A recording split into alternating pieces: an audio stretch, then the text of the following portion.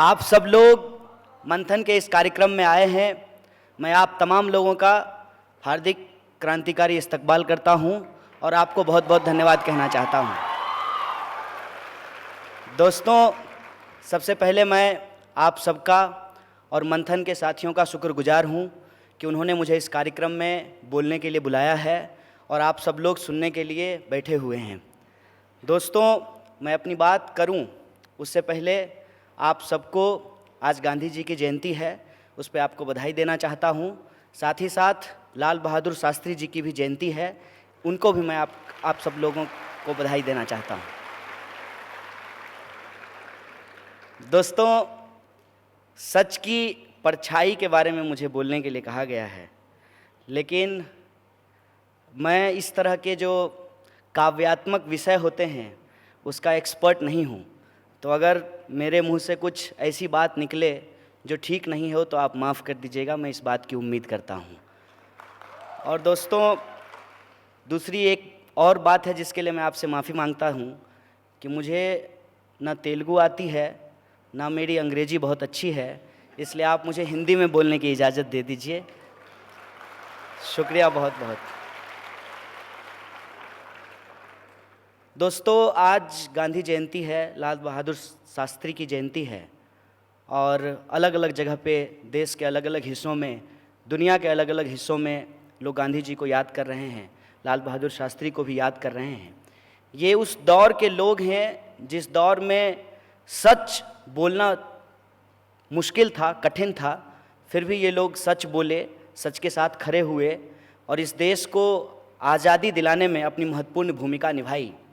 और जो आज़ादी हमको मिली है, उस आज़ादी को हम लोग जी रहे हैं और उस आज़ादी के बाद जो संविधान इस देश में लागू हुआ, उसके जो नियम कानून हैं, उसके अनुरूप यह देश चले, उसकी कोशिश हम लोग कर रहे हैं।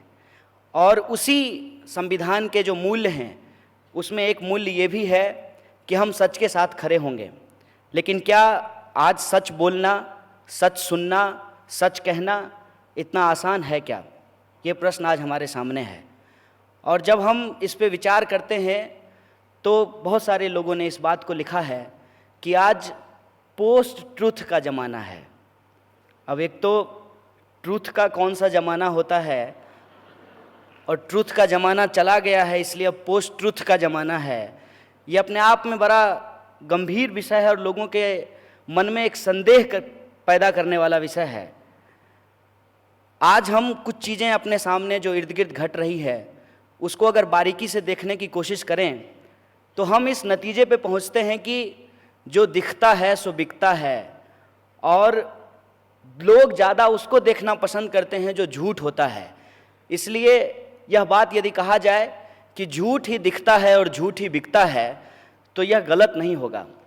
लेकिन प्रश्न ये है कि आज हम गांधी जी को याद कर रहे हैं और गांधी जी आज हमारे बीच होते तो वो क्या कहते? उस वक्त तो उन्होंने कहा था कि बुरा मत देखो, बुरा मत बोलो, बुरा मत सुनो। लेकिन आज हम कम्युनिकेशन के जिस दौर में हैं, कम्युनिकेशन का जो यंत्र हमारे पास है, कई जगह इसको जो टर्म दिया गया है वो कहा गया है कि ये इंफॉर्मेशन एंड कम्युनिकेशन रेवोल्यूशन का दौर है। इंफॉर्मेशन और कम्युनिकेशन के इस दौर को रेवोल्यूशन की संज्ञा दी गई है। लेकिन क्या इंफॉर्मेशन और कम्युनिकेशन के इस दौर में हम मिस इन्फॉर्मेशन और मिस कम्युनिकेशन के शिकार हुए हैं कि नहीं हुए हैं, इस पे हमको विचार करना चाहिए। और सोशल मीडिया के इस दौर में बड़ी आश्चर्य की बात है कि सोशल मीडिया के इस दौर में लोग अनसोशल होते जा रहे हैं। जो मीडियम आपको सोशल बनाने के लिए है, दरअसल वो आपको अनसोशल बना रहा है। लेकिन क्या टेक्नोलॉजी के साथ समाज का जो ये संवाद है, जो इंटरेक्शन है, क्या टेक्नोलॉजी सिर्फ इसके लिए जिम्मेवार है या समाज भी उसके लिए जिम्मेवार है? समाज और टेक्नोलॉजी का जो डायलेक्टिक्स है, जो कॉन्ट्राडिक्शन है, उसको हमको किस रूप में समझना चाहिए? सबसे पहली बात तो मैं ये समझता हूँ, ये मेरी राय है, आप चाहें तो इससे इत्तेफाक रखें, चाहें तो नहीं रखें, लेकिन अगर आप मेरी बात से सहमत होंगे तब भी और असहमत होंगे तब भी, तो मैं आपके असहमत होने के अधिकार के साथ खड़ा होऊंगा। ये डेमोक्रेसी है। और ये जो डेमोक्रेसी है, इस डेमोक्रेसी में हम जो झेल रहे हैं, जिसका हम सामना कर रहे हैं, उसको लेकर के किस तरीके से हमको आगे बढ़ना चाहिए। पहले तो मैं आपको किसी भी तरीके से निराश नहीं करना चाहता हूँ। जब भी कोई नई तकनीक आती है तो उस तकनीक का शिकार जो पीढ़ी होती है वो उसके गलत प्रभावों का शिकार होती है। जो दूसरी पीढ़ी होती है वो उस गलत से सही चीज़ें निकालने को लेकर के एक्सपर्टीज हासिल करती है, और जो तीसरी पीढ़ी होती है वो उस टेक्नोलॉजी का बेटर इस्तेमाल करती है अपने फ्यूचर के लिए, समाज को आगे बढ़ाने के लिए, देश को बेहतर करने के लिए। तो ये जो इन्फॉर्मेशन और कम्युनिकेशन का दौर आया है, इसमें जो पहली पीढ़ी है वो इसके गलत प्रभाव का शिकार हो रही है। फॉर एग्जाम्पल, आजकल तो फेक न्यूज़ की चर्चा हो रही है, आजकल जो है डॉक्टर्ड वीडियो की चर्चा हो रही है, मिस इन्फॉर्मेशन और मिस कम्युनिकेशन की चर्चा हो रही है। लेकिन जब आप इसके बिल्कुल शुरुआती दौर में जाएंगे तो मैं कुछ चीज़ों के प्रति आप लोगों का ध्यान आकर्षित करना चाहता हूँ। पहली बार जब मोबाइल में कैमरा लगा हुआ मोबाइल आया था तो एमएमएस आने शुरू हुए थे, और लोगों के जो व्यक्तिगत संबंध थे वो रिश्ते तार तार हुए थे। बॉलीवुड और अलग अलग जगह पे इस पे फिल्में भी बनी। वो होता ये था कि लोगों के जो इंटरपर्सनल कम्युनिकेशन होते थे उसको भी लोगों ने रिकॉर्ड करना शुरू किया। जो इंटरपर्सनल जो उनके संबंध थे उसको भी लोगों ने प्रचारित और प्रसारित करना शुरू किया। और मैं समझता हूँ कि आज हम उस दौर से आगे बढ़े हैं। आज कम से कम आज की जो पीढ़ी है धीरे धीरे उसको लेकर के ट्रेंड होना शुरू हुई है। लेकिन एकदम जब शुरू में कैमरा आया था तो बहुत सारी ऐसी घटनाएं हुई, बहुत सारे बच्चे जो हैं, बहुत सारे नौजवान जो हैं इस एमएमएस के शिकार होकर के फांसी तक जो है लगाए और उन्होंने आत्महत्या की। कुछ केसेस यूनिवर्सिटी हॉस्टल्स के ऐसे आए थे कि लोगों को मालूम भी नहीं है कि उनका वीडियो बन रहा है। जैसे मॉल में जो चेंजिंग रूम होते थे वहाँ पर भी जो है कैमरा लगे रहने की खबर आई थी। कुल मिलाकर के मैं कहना ये चाहता हूँ कि जब भी विज्ञान कोई एक नया आविष्कार करता है तो समाज उसको एकोमोडेट तुरंत कर ले, पॉजिटिवली एकोमोडेट कर ले, ऐसा करना मुश्किल होता है। जो पहली पीढ़ी होती है वो उसके निगेटिविटी का शिकार होती है, जो दूसरी पीढ़ी होती है वो निगेटिविटी को काउंटर करने में ट्रेंड होती है। मसलन फेक न्यूज़ का ये दौर है, फेक न्यूज़ होता है, लेकिन आज फेक न्यूज़ को चेक करने के लिए भी ये पीढ़ी धीरे धीरे ट्रेंड हो रही है।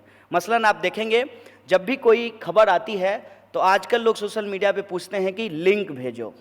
जब भी कोई पोस्ट कोई करता है तो लोग कहते हैं कि लिंक भेजो, और उस लिंक को वो लोग ये कोशिश करने उसको ऑथेंटिकेट करने की कोशिश करते हैं।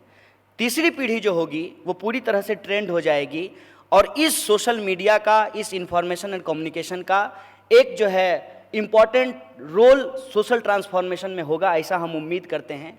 इसीलिए सच की जो ये परछाइयाँ हैं या सच के ऊपर जो ये खतरा मंडराता हुआ दिख रहा है, मैं इसको लेकर के बहुत नाउम्मीद नहीं हूँ और आपको भी नाउम्मीद होने के लिए नहीं कहता हूँ।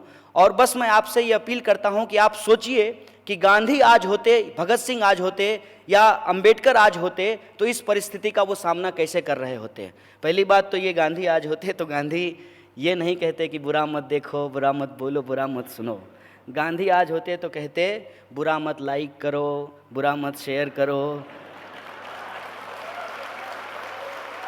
यही कह रहे होते ना।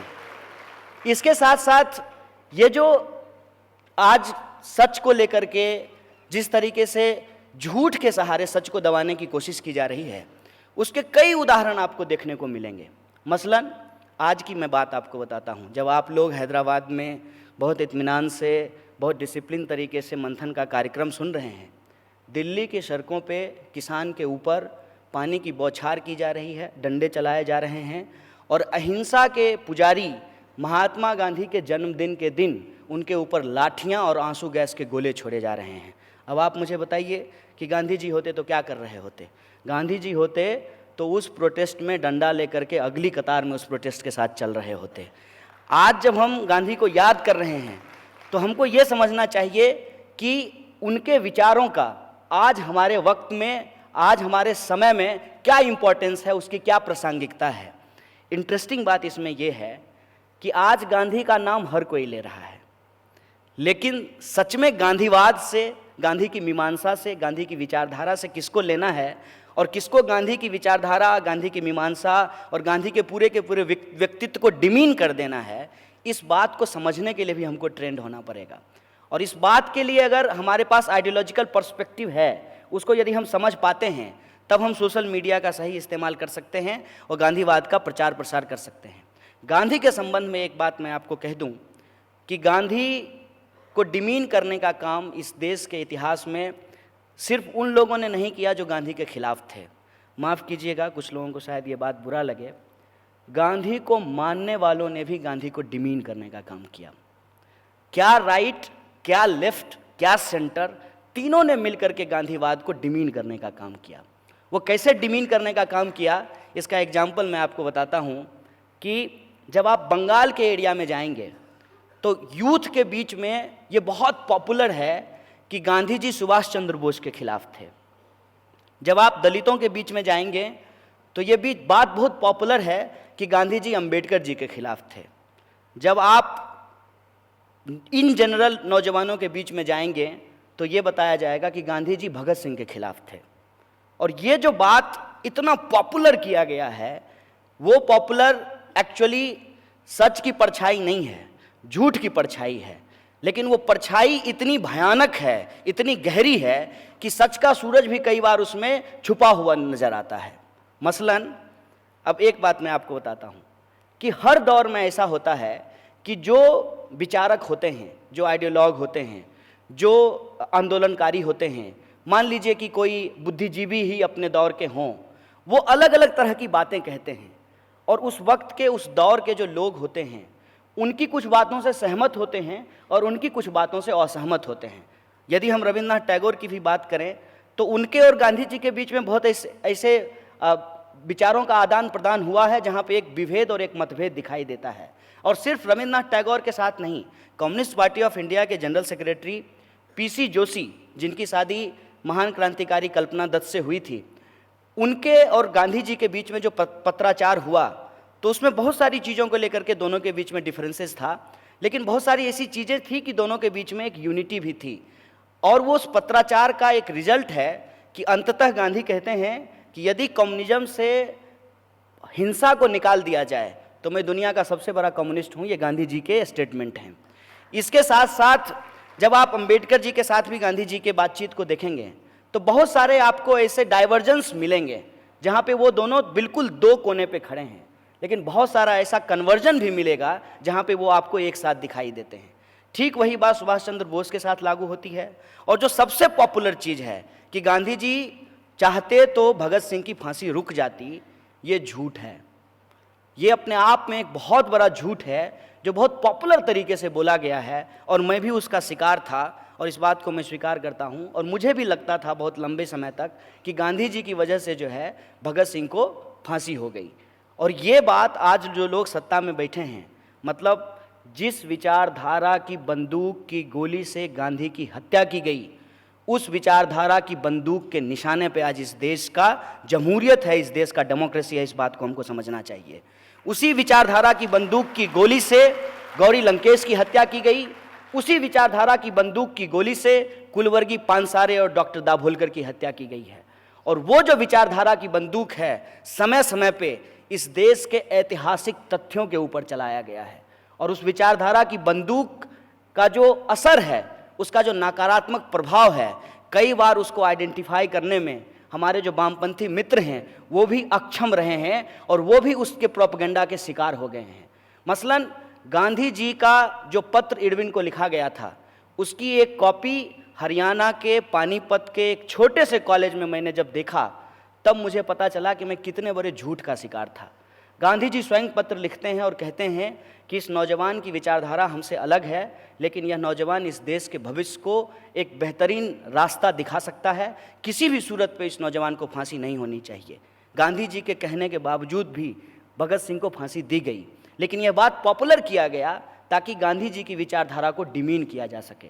गांधी जी की जब हत्या हुई तो लोगों के बीच में ये फैला गया कि गांधी जी की इसलिए हत्या कर दी गई क्योंकि गांधी जी जो है वो पाकिस्तान को पैसा देने पे अड़े हुए थे और गांधी जी पाकिस्तान के विभाजन के पक्ष में थे, हिंदुस्तान के विभाजन के पक्ष में थे, इसलिए गांधी जी की हत्या कर दी गई। हकीकत हम सब लोगों को पता है कि गांधी जी उस वक्त का जो कम्युनल उभार था, उस कम्युनल उभार के खिलाफ थे और बिहार से लेकर के बंगाल तक वो जाते हैं, वो फास्टिंग करते हैं, और जो कम्युनल माहौल देश के भीतर खड़ा किया गया था, जो टू नेशन थ्योरी देश के भीतर में लाने की कोशिश की गई थी, और उसमें चाहे हिंदू महासभा हो या मुस्लिम लीग हो, दोनों तरीके के लोग उसमें शामिल थे। और सिर्फ शामिल ही नहीं थे, ये दोनों मिल करके पाकिस्तान के एक इलाके में सरकार भी बनाए थे। और मोहम्मद अली जिन्ना से पहले सावरकर ने टू नेशन थ्योरी इस देश को दिया था और कहा था कि हिंदुस्तान और पाकिस्तान दो हिस्सा होना चाहिए, हिंदू हिंदुस्तान में रहेंगे और मुसलमानों को पाकिस्तान जाना चाहिए। ये थ्योरी सावरकर के द्वारा दिया गया था। ये जो इतिहास है हमारा, इस इतिहास पे बार बार पर्दा डालने की कोशिश की जाती है। और इसीलिए आज जब हम 2 अक्टूबर को गांधी जी को याद कर रहे हैं, तो गांधी जी को सिर्फ और सिर्फ उनके स्वच्छता के प्रोग्राम के साथ, उनके चश्मे के साथ सीमित कर देने की साजिश चल रही है। अब उसकी भी रियलिटी क्या है, उसकी भी रियलिटी जब आप समझेंगे तो आपको बड़ा आश्चर्य लगेगा। गांधी जी कहते थे लेबर की डिग्निटी की बात, और लेबर की डिग्निटी की बात जब हम करते हैं तो आप मुझे बताइए कि गांधी जी की कोई तस्वीर आपने देखी है जब वो बाथरूम खुद से साफ करते थे? कोई एक तस्वीर आप मुझे दिखा दीजिए। और आज गांधी जी को याद करके पहले 4 गंदा पत्ता जो है वो बिखेरा जाता है, फिर 4 झाड़ू लाया जाता है, और उस 4 झाड़ू से जो है उसको साफ करने का नाटक किया जाता है 4 कैमरे को लगा करके।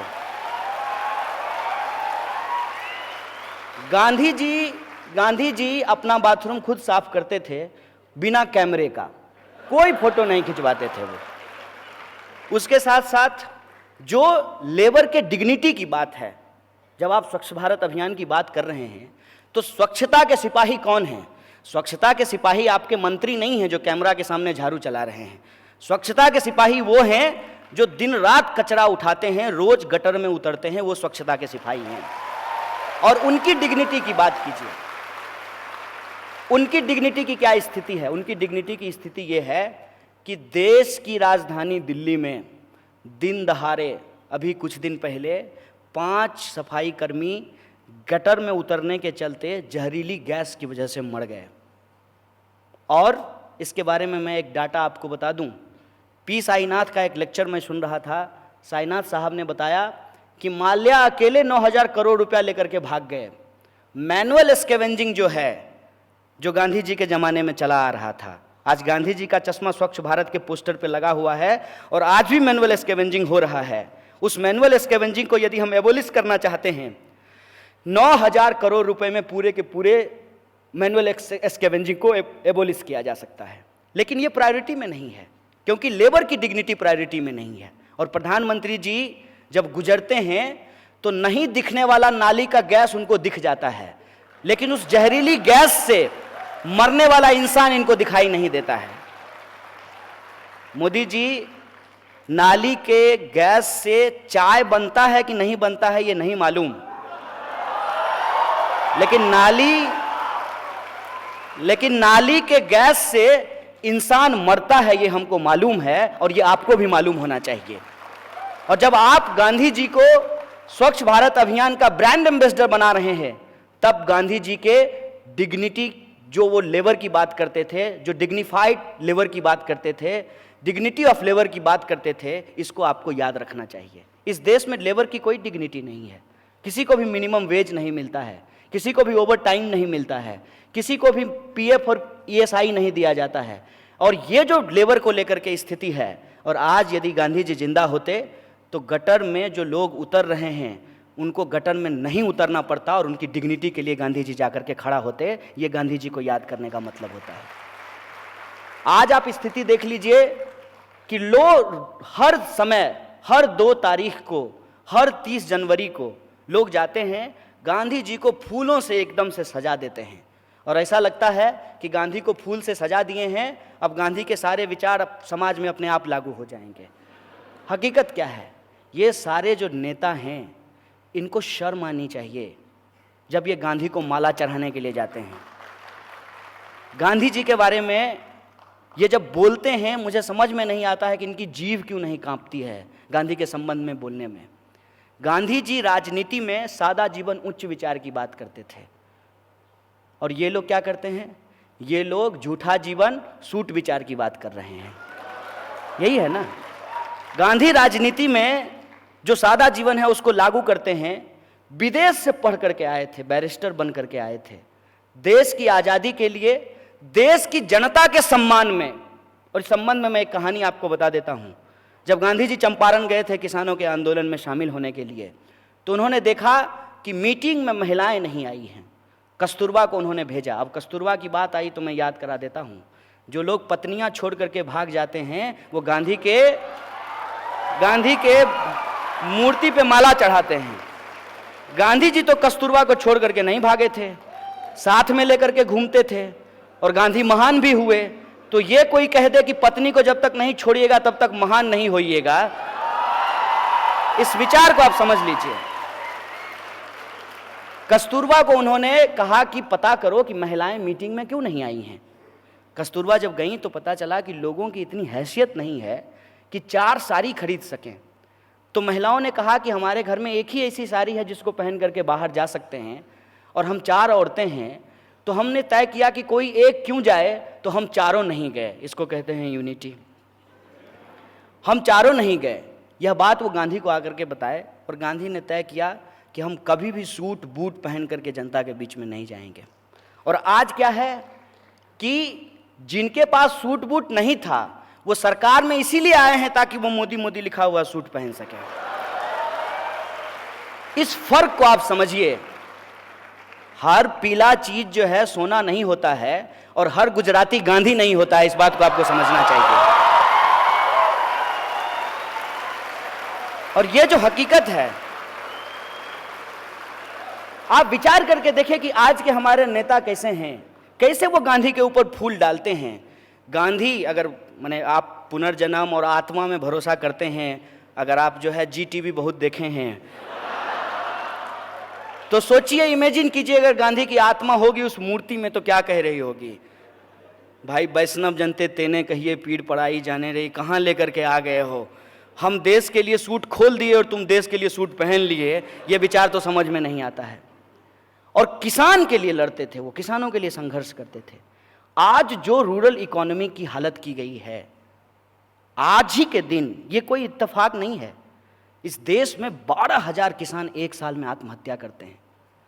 और उन किसानों को जो बीमा देने वाली कंपनी है, बीमा किसी को नहीं मिलता है, कंपनी को 10,000 करोड़ का मुनाफा होता है। मोदी जी के दोस्त हैं, 10,000 करोड़ का। और जिस तरीके से रूरल इकोनॉमी डिस्ट्रॉय किया गया है, उसका नतीजा यह है कि जब आप हैदराबाद की सड़कों पे निकलेंगे तो आप सोचते हैं पता नहीं कब ऑफिस पहुंचेंगे। जब गांव बर्बाद हो जाएंगे, गांव नहीं होंगे, तो शहर सुंदर हो जाएगा। ये समझ में ही नहीं आता है। गांधी जी के ऊपर बस 2 तारीख को माला चढ़ा दो और बाकी गांधी के विचार जाएं भाड़ में। गांधी ने जो रूरल इकोनॉमी को स्ट्रेंथन करने की बात कही थी वो जाए भाड़ में। आज गांधी होते जो जिस तरीके से अंग्रेजों के खिलाफ वो नील आंदोलन को, नील की जो खेती होती थी, नील सत्याग्रह जो हुआ था, उसको लीड कर रहे थे। आज जो किसानों की आत्महत्या हो रही है उसके खिलाफ भी गांधी अगली कतार में खड़ा होकर के संघर्ष कर रहे होते। ये बात हमको समझना चाहिए। किसान मर रहे हैं और उसको बीमा देने वाली कंपनी को मुनाफा पे मुनाफा होता जा रहा है। और प्रधानमंत्री कह रहे हैं कि किसानों की आय को हम दोगुना कर देंगे। कैसे कर देंगे? किताब लिखे हैं, गांधी ने भी किताब लिखी थी हिंदू स्वराज, तो उन्होंने बताया कि कैसे जो है रूरल इकोनॉमी को स्ट्रेंथन करना चाहिए। उनके पास विचार थे। इन्होंने भी एक किताब लिखी है, पता नहीं इनका है कि नहीं है, हमको नहीं मालूम। वो किताब में कहते हैं कि कचरा उठाने में आध्यात्मिक सुख मिलता है। अगर आध्यात्मिक सुख मिलता है तो सारे मंत्री को सुबह उठ करके मंदिर जाने के बजाय गटर में डुबकी लगाना चाहिए। ये क्या है? ये है झूठ। इसको कहते हैं झूठ। खुलेआम झूठ बोलिए। देश की इकोनॉमी बर्बाद हो जाए, रूरल इकोनॉमी बर्बाद हो जाए और आप कहिए कि हम स्मार्ट सिटी बनाएंगे। अब सिटी स्मार्ट कैसे होता है हमको समझ में आज तक नहीं आया है। हम तो इंसान ही स्मार्ट होता है ये आज तक नहीं समझ में आया कि स्मार्ट इंसान किसको कहते हैं। और यह जो स्मार्टनेस है, ये स्मार्टनेस टीवी पे बिकता है, झूठ बिकता है। जो दिखता है सो बिकता है, झूठ दिखता है और झूठ बिकता है। स्मार्ट बनाने के लिए क्या होता है? फेयर एंड लवली लगाइए, स्मार्ट हो जाइएगा। क्रीम लगाने से लोग स्मार्ट होता है? तो ऐसा करेंगे, क्रीम हम भैंस को लगा देंगे, भैंस भी स्मार्ट हो जाएगी। लॉजिकली सोच करके हमको बताइए कि क्या ये सचमुच गांधी का देश है? ये लोग जो गांधी जयंती का नाटक कर रहे हैं, इनको सच में गांधी से कोई मतलब है? सच में गांधी की विचारधारा पे एक कदम भी ये चलना चाहते हैं? गांधी के साथ साथ आज लाल बहादुर शास्त्री की भी जयंती है। एक मजेदार बात आपको बताता हूं। लाल बहादुर शास्त्री संविधान लागू होने के बाद 1952 में, संविधान लागू होने के बाद देश के पहले रेल मंत्री बने 1952 में, और लाल बहादुर शास्त्री रेल मंत्री बने। इत्तेफाक देखिएगा, पैदा कहाँ हुए? मुगल सराय में। मुगल सराय स्टेशन का नाम बदला गया, किनके नाम पे रखा गया? क्या थे दीनदयाल उपाध्याय? रेल मंत्री थे, वित्त मंत्री थे, प्रधानमंत्री थे देश के। किसान आंदोलन में शहीद हो गए थे क्या? कि मजदूरों के आंदोलन में शहीद हुए थे? हिंदू मुसलमान का जो खेला चल रहा है उसके लिए एक सुटेबल नाम है दीनदयाल उपाध्याय। और रेल मंत्री थे लाल बहादुर शास्त्री, मुगल सराय में ही पैदा हुए, और रेल मंत्री रहते हुए एक रेल दुर्घटना हो गई थी तो उन्होंने इस्तीफा दे दिया था। ये हैं राजनीतिक मूल्य। और वो राजनीतिक मूल्य आज कहाँ पहुँच गया है? वो राजनीतिक मूल्य वहाँ पहुँच गया है कि पहले 2.5 साल तक जेटली जी ने बताया नहीं कि माल्या से वो मिले हैं, बताया कि माल्या से मिले हैं, इंतजार करते रहे। सेटिंग किया होगा कि माल्या को मत बोलना यार कि तुमसे मिले थे। माल्या कहा कि नहीं, पैसा तो हम लेकर के आए हैं, हमको वापस देश बुलाओ। बोला अभी आओगे, चुनाव है यार, सब गड़बड़ हो जाएगा। तो माल्या ने कहा कि नहीं, हम मिले थे। जब माल्या ने कहा कि हम मिले थे तो जेटली भी बोले कि हाँ हम भी मिले थे, थोड़ी देर के लिए मिले थे। मुझे माल्या पे भरोसा नहीं है, बिल्कुल भी भरोसा नहीं है। जो 9,000 करोड़ रुपया लेकर के भाग जाए उस पर कैसे भरोसा कर सकते हैं? कोई मेरा 9 रुपया लेकर के भाग जाएगा, हम उस पर भरोसा नहीं करेंगे। वो तो 9,000 लेकर के भाग गया है। हम अपने देश के वित्त मंत्री पे ही भरोसा करना चाहते हैं। जैसे हम देखे हैं, लाल बहादुर शास्त्री भी रेल मंत्री थे, महात्मा गांधी थे, तमाम तरीके के लोग थे। क्या ये भरोसे के काबिल हैं? इन पे भरोसा किया जा सकता है? ये पहले नहीं बताया कि मिले थे। जब माल्या ने कहा कि मिले हैं तो इन्होंने कहा कि हम मिले थे, थोड़ी देर के लिए मिले थे, तुरंत बीजेपी आ जाती है। एक तो इनके जो सारे मंत्री हैं, एक मंत्री तो बोल दिया यहां तक कि विपक्ष के उलझुल सवालों का जवाब देने के लिए प्रधानमंत्री नहीं है, हम जवाब देंगे। तो कानून मंत्री का जो सवाल होगा उस पर गृह मंत्री बोलेंगे, गृह मंत्री के सवाल पे वित्त मंत्री बोलेंगे, वित्त मंत्री पे जो रक्षा मंत्री बोलेंगे। कोई भी मंत्री अपने मंत्रालय से जुड़ा हुआ बात नहीं बोलेगा, बाकी दुनिया भर की बात बोलेगा। मेरे जो है एक मित्र ने हमको एक दिन इनबॉक्स किया, बोला कि एक भाजपा का स्पोक्स पर्सन आता है, डॉक्टर कहता है अपने आप को। तो बोला उससे पूछिएगा कि 2 जोड़ 2 बराबर कितना होता है, तो पहले चेक करेगा कि कांग्रेस के वक्त में कितना होता था।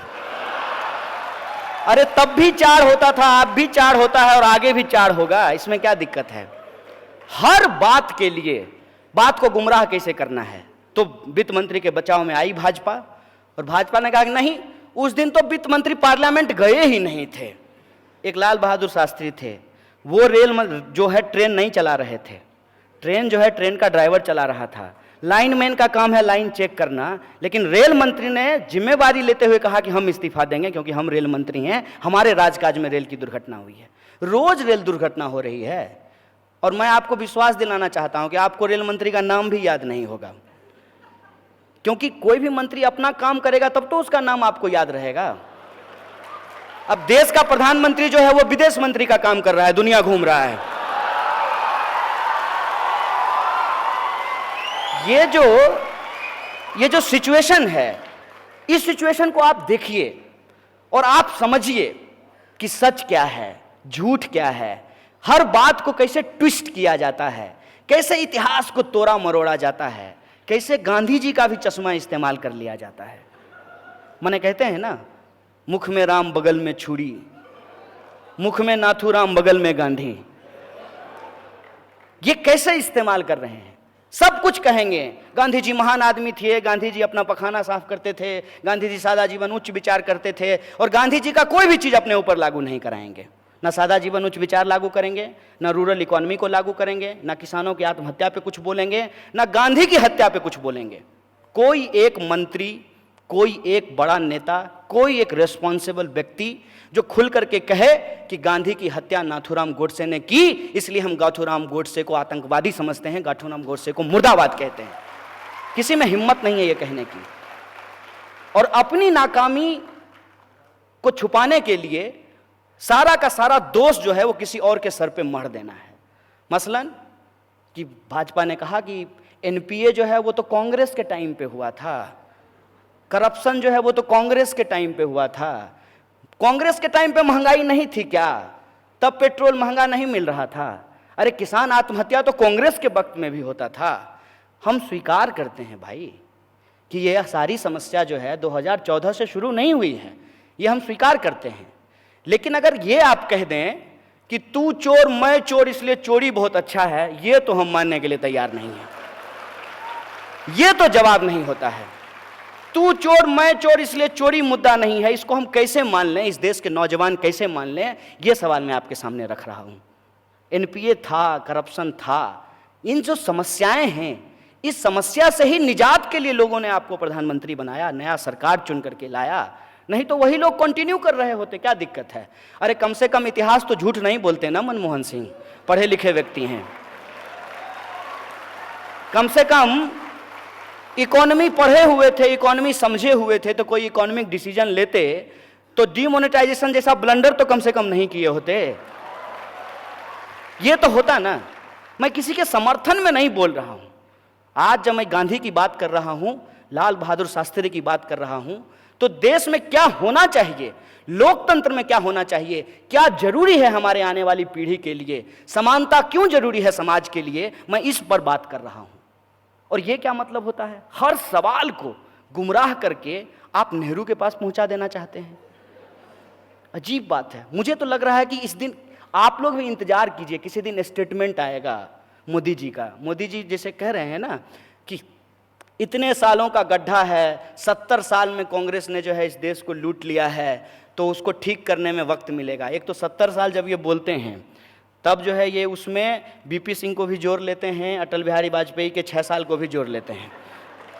और इनका ये मानना है कि अटल बिहारी वाजपेयी का जो 6 साल था उसमें भी कोई काम नहीं हुआ था।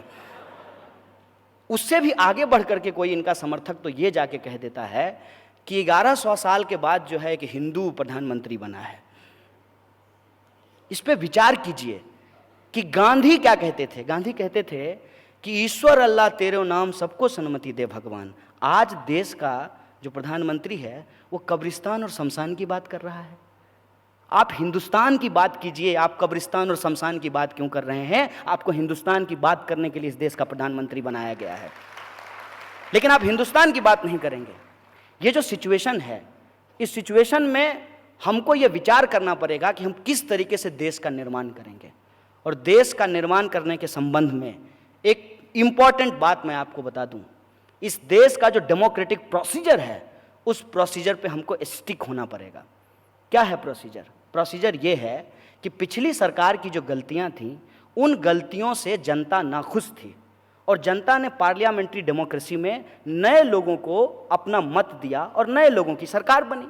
अब नए लोगों की जब सरकार बनी, वो भी यदि गलती कर रहे हैं, वो भी जो वादा किया वो यदि पूरा नहीं कर रहे हैं, तो उनको भी सत्ता से जाना चाहिए। यही लोकतंत्र है, यही पार्लियामेंट्री डेमोक्रेसी है, ये हमको दिमाग में डालना चाहिए। और ये बात हमारे दिमाग में ना आए, इस दिशा में हम सोच ना पाएं, इसीलिए ये जो आप कहते हैं ना, सच का तो छोड़ दीजिए, झूठ जो है वो इस कदर हमारे दिमाग में घुसाया जा रहा है कि हम सच के इर्द गिर्द भी नहीं पहुंच पाते हैं। और वो क्या है? साफ साफ कहते हैं कि एनपीए कांग्रेस के वक्त में इतना लाख करोड़ हो गया था। होगा, लेकिन आपसे तो हिसाब हम तब का पूछेंगे ना जब आप अप्रैल 2014 से लेकर के अप्रैल 2018 के बीच में 3,16,000 करोड़ रुपया जो है लोन का, कॉरपोरेट लोन का माफ़ कर दिए हैं। वित्त मंत्री रहते हुए ये सवाल तो हम आपसे पूछेंगे ना, कि ये सवाल जो है हम पूछने के लिए इंदिरा गांधी से जाएं, ये सवाल पूछने के लिए हम नेहरू से के पास जाएं? ये प्रश्न है। और ये सवाल जब आप पूछेंगे तो साफ साफ आपको कह दिया जाएगा कि कांग्रेस ने जो गलती की है उसकी वजह से आज जो भी समस्या है वो देश जूझ रहा है।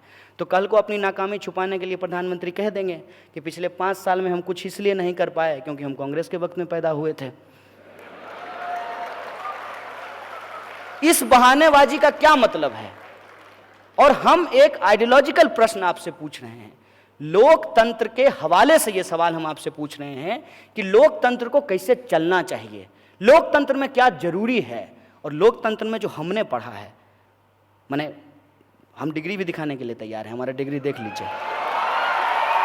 हमने जो पढ़ा है, हमने ये पढ़ा है कि लोकतंत्र में लोग सबसे इंपॉर्टेंट होते हैं, और आज लोग के सवाल को अलग अलग तरीके से गुमराह किया जा रहा है। बुनियादी सवाल क्या है? बुनियादी सवाल ये है कि देश के भीतर शिक्षा में बजट कटौती क्यों की जा रही है? यदि इस देश के गरीब लोग नहीं पढ़ेंगे, इस देश के आम आवाम नहीं पढ़ेंगे, इस देश में महिलाओं को शिक्षा नहीं मिलेगी, तो देश आगे कैसे बढ़ेगा? सबसे बुनियादी चीज़ है शिक्षा। शिक्षा में लगातार बजट कट किया जा रहा है। जो किसान हैं, जो सबके लिए अनाज पैदा करते हैं, सबका पेट भरते हैं, प्रधानमंत्री जी के लिए भी मशरूम वही उगाते हैं, किसान ही उगाते हैं, वो किसान आत्महत्या कर रहे हैं, ये सवाल है। मजदूरों को उनकी न्यूनतम मजदूरी नहीं मिल रही है। आए दिन सफाई कर्मचारी गटर में उतर करके जहरीली गैस से मर जा रहे हैं, और सरकार के जो समर्थक हैं वो अजीबोगरीब बयान देते हैं। एक तो जज साहब हैं, मैंने न्यायपालिका भी रो दी होगी उनके उस सवाल से। एक जज साहब ने कहा कि मोर मोरनी के आंख में आंसू डाल देता इसलिए बच्चा पैदा होता। हमको तो सुन करके लगा कि हिंदू धर्म तो नहीं खतरे में है, लेकिन इस देश में विज्ञान, लॉजिक, गणित, दर्शन, इतिहास ये जरूर खतरे में है। इस तरीके की बातें जो है वो की जाती है, और ये आप मत समझिए कि ये ऐसे ही किया जाता है, ये जानबूझ करके किया जाता है, क्योंकि ये एक डिजाइन है। डिजाइन ये है कि इतनी बार झूठ बोलो कि वो झूठ को ही लोग सच मानने लगे। और इसीलिए ये बात आज बार बार बोली जा रही है कि politics is all about perception. No man, politics is just not all about perception. Politics is all about perspective. That is more important. That we have to understand. और perspective क्या होता है? Perspective ये होता है कि देश में यदि inequality है, डेमोक्रेसी नहीं बची रहेगी, और उस inequality को टिकाए रखने के लिए ये कम्युनलिज्म, कास्टिज्म, पेट्रियार्की, ये अलग अलग तरह के जो रिग्रेसिव स्ट्रक्चर हैं सोसाइटी के, उसको दोबारा मजबूत किया जाएगा, उसको दोबारा ठीक किया जाएगा। अभी एक नया ऐप आया है, देश के किसी भी मंदिर के पुजारी से उस ऐप के द्वारा आप अपने घर में पूजा करवा सकते हैं। नहीं कराइए, कोई दिक्कत नहीं है। हिंदू धर्म को मानिए, उसमें भी कोई दिक्कत नहीं है, लेकिन ये तो सोचिएगा ना कि आप कौन से हिंदू होना चाहते हैं। जय श्री राम बोल करके किसी गर्भवती महिला का पेट फाड़ करके उसकी बच्चा को तलवार की नोक पे लहराने वाला हिंदू होना चाहते हैं, या गांधी की तरह इस देश में हिंदू मुसलमान एकता के लिए हे राम बोलते हुए सांप्रदायिक की गोली खा करके मर जाना चाहते हैं? ये आपको तय करना है। ये आपको तय करना है कि आपको किस तरीके का लोकतंत्र चाहिए। आपको ये लोकतंत्र चाहिए जहां देश के प्रधानमंत्री को प्रधानमंत्री के बतौर नहीं, शेर के बतौर प्रस्तुत किया जाता है। अब बताइए, आप प्रधानमंत्री चुने थे ना, इनके समर्थक कहते हैं कि शेर हैं। हम बोले शेर हैं तो जंगल में क्या कर, मैंने यहाँ क्या कर रहे हैं? शेर तो जंगल में रहता है या चिड़ियाघर में रहता है। एक बात और बोले, एक बार एक ऐसे ही इनका समर्थक हमसे उलझ गया। अमूमन हम उलझते नहीं हैं, लेकिन उलझ गया। बोला तुम क्या बोलोगे, प्रधानमंत्री हमारे शेर हैं। हम बोले सुनो दोस्त, किसी शेर को किसी इंसान के गले में पट्टा डाल करके घुमाते हुए देखे हो? ये काम भी इंसान ही करता है कि शेर के गले में पट्टा डाल करके उसको घुमाता है। हम इंसान हैं और हमको इंसान ही होना पसंद है। और तुमको अगर लगता है कि सही में ये इतने मजबूत व्यक्ति हैं तो फिर क्या ज़रूरत है? बताइए, राफेल खरीदने का ज़रूरत है? क्या क्या करेंगे खरीद करके? प्रधानमंत्री को बॉर्डर पे खड़ा कर दो। प्रधानमंत्री जो है बोल बोल करके पाकिस्तानियों को मार देंगे, इतना फेंकेंगे, इतना फेंकेंगे। चारों खाने चित, चारों खाने चित। फिर भी अगर 2-4 पाकिस्तानी बंदूक लेकर के इधर उधर बच जाए तो प्रधानमंत्री सलमान खान की तरह शर्ट खोलेंगे, 56 इंच का सीना दिखाएंगे।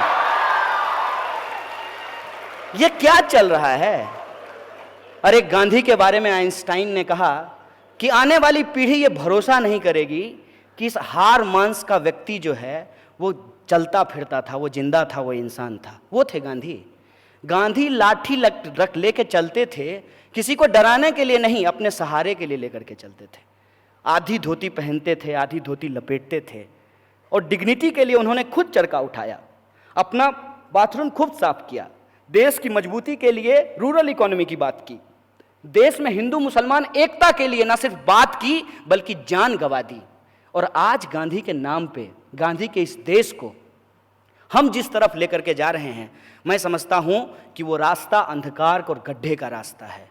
गांधी के रास्ते पे हमको चलना पड़ेगा, भगत सिंह के रास्ते पे हमको चलना पड़ेगा, बाबा साहब भीमराव अंबेडकर के रास्ते पे हमको चलना पड़ेगा।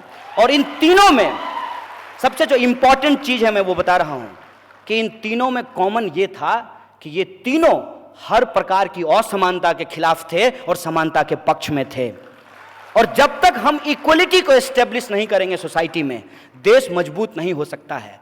और देश में इक्वलिटी को एस्टेब्लिश करने के लिए आज जरूरत इस बात की है कि जो कॉरपोरेट मोनोपोली है, उस कॉरपोरेट मोनोपोली को ब्रेक करके इस देश के भीतर जो छोटे छोटे इंटरप्रेन्योर्स हैं, जो स्मॉल स्केल इंडस्ट्रीज में काम करने वाले लोग हैं, जो मीडियम स्केल इंडस्ट्रीज में काम करने वाले लोग हैं, उनको हमको प्रमोट करना पड़ेगा। आप विचार करके बताइए कि 35,000 करोड़ रुपया लेकर के नीरव मोदी भाग गया। 35,000 करोड़ रुपया यदि इस देश के इंजीनियर्स को दिया जाता तो वो इस देश में एक बेहतरीन इंडस्ट्रियल सेटअप कर सकते थे, नया रोजगार क्रिएट कर सकते थे। आप सोच करके बताइए कि 3 लाख करोड़ से ज्यादा कर्ज माफी जो कॉरपोरेट की जा रही है और किसानों को जो 10 पैसा माफ किया जा रहा है, वो यदि किसानों को माफ किया जाए, उनको प्रमोट किया जाए, तो वो ऑर्गेनिक फार्मिंग करके पूरी दुनिया में जो इंडियन प्रोडक्ट्स हैं उसको लेकर के कॉम्पिटिटिव जो पोजीशन है उसमें वो जा सकते हैं, उसमें जीत सकते हैं और वर्ल्ड मार्केट में भारत के जो उत्पाद हैं वो एक दबदबा कायम कर सकते हैं। कौन पैदा करता है घी? कोई घी पैदा नहीं करता है, कोई जो है लीची पैदा नहीं करता है, कोई आम पैदा नहीं करता है, कोई आलू पैदा नहीं कर रहा है। इन तमाम चीज़ों को करके हमारे किसान आगे बढ़ सकते हैं। इसके साथ साथ इस देश के भीतर महिलाओं ने अलग अलग वक्त पे ये साबित किया है कि अगर उनको अवसर मिलेगा तो वो फाइटर जेट उड़ा सकती हैं। इस देश के भीतर सच में अगर मेक इन इंडिया को ईमानदारी से लागू किया जाए, स्किल इंडिया को यदि प्रमोट किया जाए, लेकिन ये सारी बातें जुमले हैं, इसको अगर सच में लागू कराया जाए तो देश का एक बेहतर भविष्य हो सकता है। और जुमला मैं इसको क्यों कहता हूं? मैं इसलिए इसको जुमला कहता हूं कि आप कहते हैं स्किल इंडिया। स्किल इंडिया में इंजीनियर से ज़्यादा स्किल किसके पास होगा? प्रत्येक साल हमारे देश में 5 लाख से ज़्यादा इंजीनियर पैदा होते हैं और टोटल जॉब क्रिएशन है वो 1 से लेकर के 1.5 लाख के बीच में है। यदि इन 5 लाख इंजीनियरों को, इस ह्यूमन रिसोर्स को, इस स्किल लेबर को देश के निर्माण में इस्तेमाल किया जाए तो एक बेहतरीन और मजबूत भारत का निर्माण हो सकता है। और मेक इन इंडिया की हकीकत क्या है? मेक इन इंडिया की हकीकत मैं आपको बताता हूँ। HAL, हिंदुस्तान एरोनॉटिकल्स लिमिटेड, ये भारत की कंपनी है। उसको आपने राफेल बनाने का काम नहीं दिया क्योंकि वो आपको चुनाव में चंदा नहीं दे सकता है, आप हेलीकॉप्टर पे नहीं घूम सकते हैं, इसलिए आपने उसको ठेका नहीं दिया है। ये जो देश की स्थिति है, इस देश में हमको एक ऐसे इकोनॉमिक मॉडल की ज़रूरत है जिसमें गांधी की मीमांसा को शामिल किया गया। हमको एक ऐसे राजनीतिक मॉडल की ज़रूरत हो जिसमें लाल बहादुर शास्त्री की राजनीतिक नैतिकता को शामिल किया जाए। और हमको एक ऐसे इक्वल भारत का निर्माण करना है जिसमें भगत सिंह और अंबेडकर की इक्वलिटी के पोजीशन को उसमें इंडोर्स किया जाए, उसको इम्पोज किया जाए। इस तरह के इकोनॉमिक मॉडल को, इस तरह के पॉलिटिकल मॉडल को, इस तरीके के सोशल मॉडल को हम लोगों को इस्टेब्लिश करना पड़ेगा। और आखिरी बात बोल करके मैं अपनी बात को ख़त्म करना चाहता हूँ। आज हमारी लड़ाई सबसे बड़ी ये है कि जो बात बाबा साहब भीमराव अंबेडकर संविधान सौंपने के बाद कही थी कि इस देश में 1 पर्सन इक्वल टू 1 वोट तो हमने एस्टेब्लिश कर दिया है। जब तक 1 पर्सन इक्वल टू 1 वोट और 1 vote equal to 1 value establish नहीं करेंगे तब तक भारत में समानता का स्थापना नहीं हो सकता है। और ये जो वैल्यू है, इस वैल्यू के संबंध में जो सबसे जरूरी चीज़ है उसके संबंध में मैं एक बात बता दूं। मेरा काम नेल्सन मंडेला के ऊपर है, एपार्थाइड के ऊपर है। और एपार्थाइड के मूवमेंट में पूरा के पूरा जो साउथ अफ्रीका के भीतर लड़ने वाले लोग थे वो गांधी को अपना एस्पिरेशन मानते थे। और गांधी ने जो डिग्निटी के लिए वहाँ पे लड़ाई शुरू की थी, वही आधार बना एंटी अपार्थाइड मूवमेंट के लिए। और उसी नेल्सन मंडेला ने एक बात कही है कि अगर आप समाज को परिवर्तित करना चाहते हैं तो एजुकेशन सबसे पावरफुल वेपन हो सकता है। इसीलिए जब हम 1 person equal to 1 vote equal to 1 value की बात कर रहे हैं, तो इस देश में यदि महिला और पुरुष का वोट वैल्यू एक है, इस देश में यदि अंबानी के बच्चे का और आपके बच्चे का वोट वैल्यू एक है, तो इस देश में आपका बच्चा भी उसी स्कूल में पढ़ेगा जिस बच्चे में अंबानी का बच्चा जिस स्कूल में अंबानी का बच्चा पढ़ता है। ये लड़ाई आज हमारे सामने है। और ये जो कॉमन एजुकेशन सिस्टम है, इस कॉमन एजुकेशन सिस्टम को एस्टेब्लिश करके, रूरल इकोनॉमी को आगे बढ़ा करके, सत्य और निष्ठा की परंपरा को मजबूत करके ही हम गांधी के सपनों का देश बना सकते हैं। और उस तरफ में हम जब आगे बढ़ेंगे, ईमानदारी से उसके लिए संघर्ष करेंगे, यही गांधी को सच्ची श्रद्धांजलि होगी। इन्हीं शब्दों के साथ आप तमाम लोगों का शुक्रिया अदा करते हुए अपनी बात को खत्म करूंगा। शुक्रिया।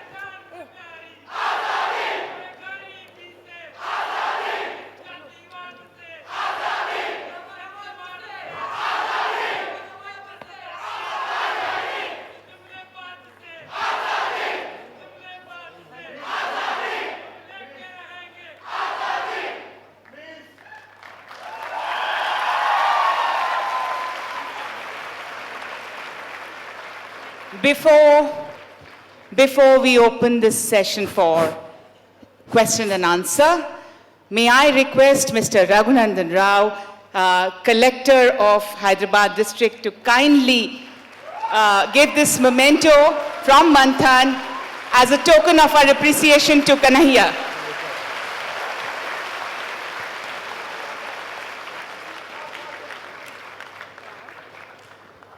This was an absolutely electrifying talk. And now we open this session for questions. Yes, we will spend as much time as you want. Can we start with this young girl here in the blue? Yes, everyone will get. Kanhaiya ji, सबसे पहले नमस्ते। आप जहाँ से हैं, हम भी वहीं से हैं।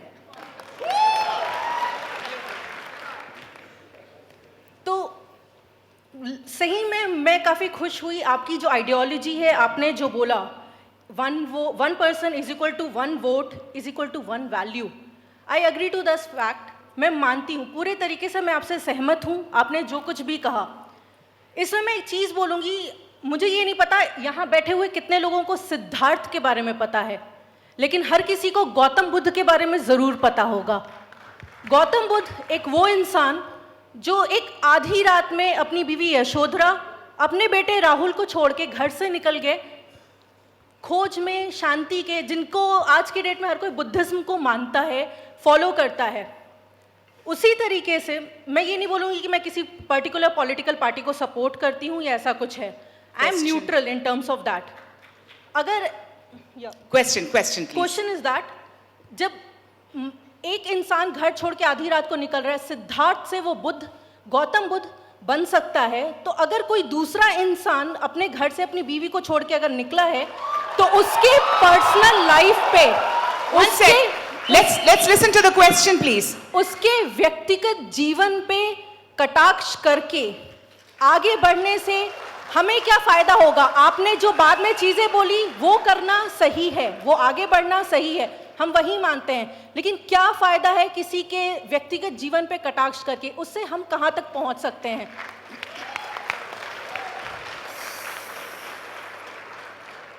सबसे पहली बात तो बहुत बहुत शुक्रिया आपका। आपने कहा कि आप वहीं से हैं जहां से मैं हूं। मुसाफिर हूं यारों, न घर है न ठिकाना। हिंदुस्तान है, कहीं के भी हो सकते हैं हम लोग, उसमें कोई दिक्कत नहीं है। ये जो बात आपने कही है कि 1 पर्सन 1 वोट 1 वैल्यू, ये मेरी बात नहीं है, ये बाबा साहब भीमराव अंबेडकर ने कहा है। और जो मूल प्रश्न है आपका कि किसी भी इंसान के व्यक्तिगत जीवन पे कटाक्ष क्यों करते हैं, बिल्कुल नहीं करना चाहिए। जब तक वो जीवन व्यक्तिगत है।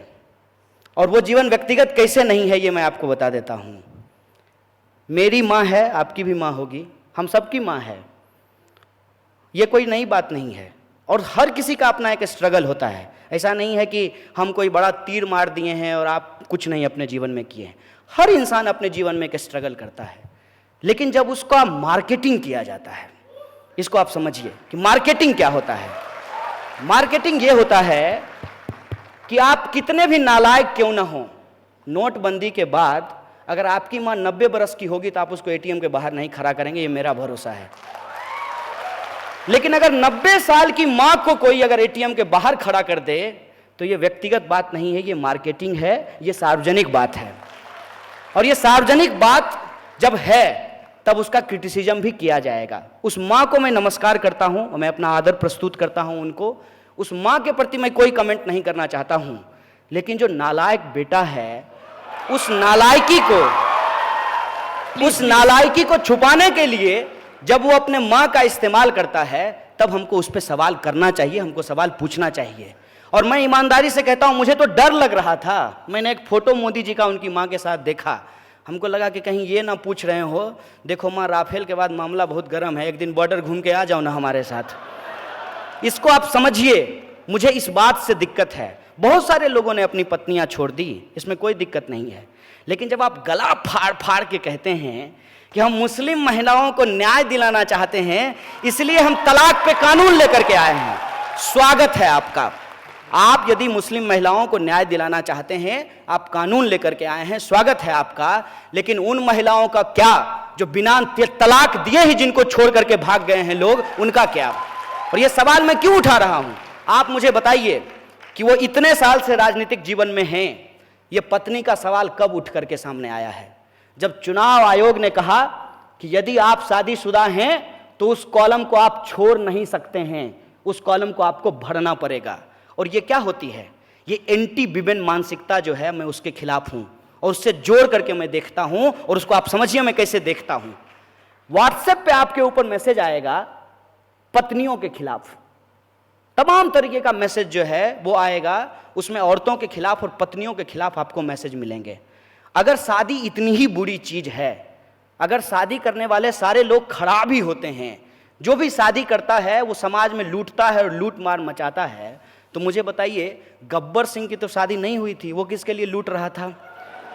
असल मुद्दा यह है कि जो शादीशुदा जिंदगी जीने वाले लोग हैं, अपने जो जीवन के जद्दोजहद में वो लगे रहते हैं, उस बात को डिमीन करने के लिए, उस बात को नीचा दिखाने के लिए और इस बात को बढ़ा चढ़ा करके स्थापित करने के लिए कि यदि हम शादीशुदा नहीं किए हैं तो हम बाय डिफॉल्ट ईमानदार हैं, क्योंकि हम किसके लिए चुराएंगे।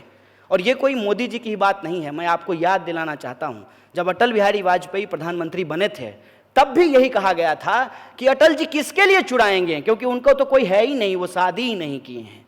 फिर मोदी जी के लिए यही बोला गया कि वो शादी ही नहीं किए हैं, वो किसके लिए चुराएंगे। और अब योगी जी के लिए बोला जा रहा है कि वो शादी ही नहीं किए हैं तो किसके लिए चुराएंगे। मतलब इस देश में जो लोग शादी कर लिया है वो सिर्फ और सिर्फ चोरी करता है। चंबल के जितने भी डाकू हैं वो शादीशुदा नहीं हैं, वो क्यों लूट रहे हैं ये मुझे समझा दीजिए। ये जो औरत के खिलाफ मानसिकता है, औरतों के खिलाफ जो मानसिकता है, हम उस मानसिकता के खिलाफ हैं। क्यों हम स्वीकार नहीं करेंगे, हमको बताइए। अगर हमने शादी की है तो कोई अपराध किया है क्या, कोई पाप किया है कि हम स्वीकार नहीं करेंगे कि हमने शादी की है? हम इसलिए छुपाते हैं ताकि वो जो हमारा मार्केटिंग है उस मार्केटिंग का पॉइंट कम हो जाएगा। और ये जो मार्केटिंग के पॉइंट हैं, इस पॉइंट पे हमको किसी इंसान को नहीं जज करना है, हमको उस व्यक्ति के प्रधानमंत्री के बतौर क्या काम है इस पे हमको जज करना है। लेकिन बतौर प्रधानमंत्री जो वो काम नहीं किए हैं, इसी बात को डाइवर्ट करने के लिए वो माता और पत्नी के पास पहुंच जाते हैं। कौन ऐसा बेटा होता है मुझे बताइए तो, माँ का पैर छूते हुए फोटो खिंचवाता है, कैमरा लेकर के माँ से मिलने के लिए जाता है? कौन ऐसा बेटा होता है? इस बात को समझिए, मैं उस साजिश के खिलाफ हूं कि जब कोई इंसान अपनी जो हकीकत है उसका मार्केटिंग करके सवाल को गुमराह करने लगे तो इस साजिश को हमको समझना चाहिए। और इस बात से मैं पूर्णतः सहमत हूं कि किसी भी व्यक्ति के व्यक्तिगत जीवन पर कटाक्ष नहीं करना चाहिए। मसलन कोई भी व्यक्तिगत जो बयानबाजी होती है व्यक्तिगत जीवन को लेकर के, उससे बचने का प्रयास करना चाहिए। लेकिन ज़रूरत इस बात की है कि वो बात व्यक्तिगत हो। सार्वजनिक जीवन में अगर कोई बात है तब उस पर बात बोली जाएगी। हेलो कन्हैया जी, लाल सलाम। कन्हैया जी, मैं थोड़ा सा ओपिनियन रखूंगा, फिर मैं सवाल बताता हूँ आपको। नहीं, जल्दी से सवाल कीजिएगा, बहुत जल्दी, सीधे से सवाल पे आइए। ओके। कन्हैया जी, आप देखते हैं पूरी दुनिया में धर्म के नाम पे आज अहिंसा फैल रही है, और धर्म जो मतलब कह सकते हैं कि नॉन वायलेंस की बात करता है, लेकिन उसके नाम हिंसा फैलाई जा रही है।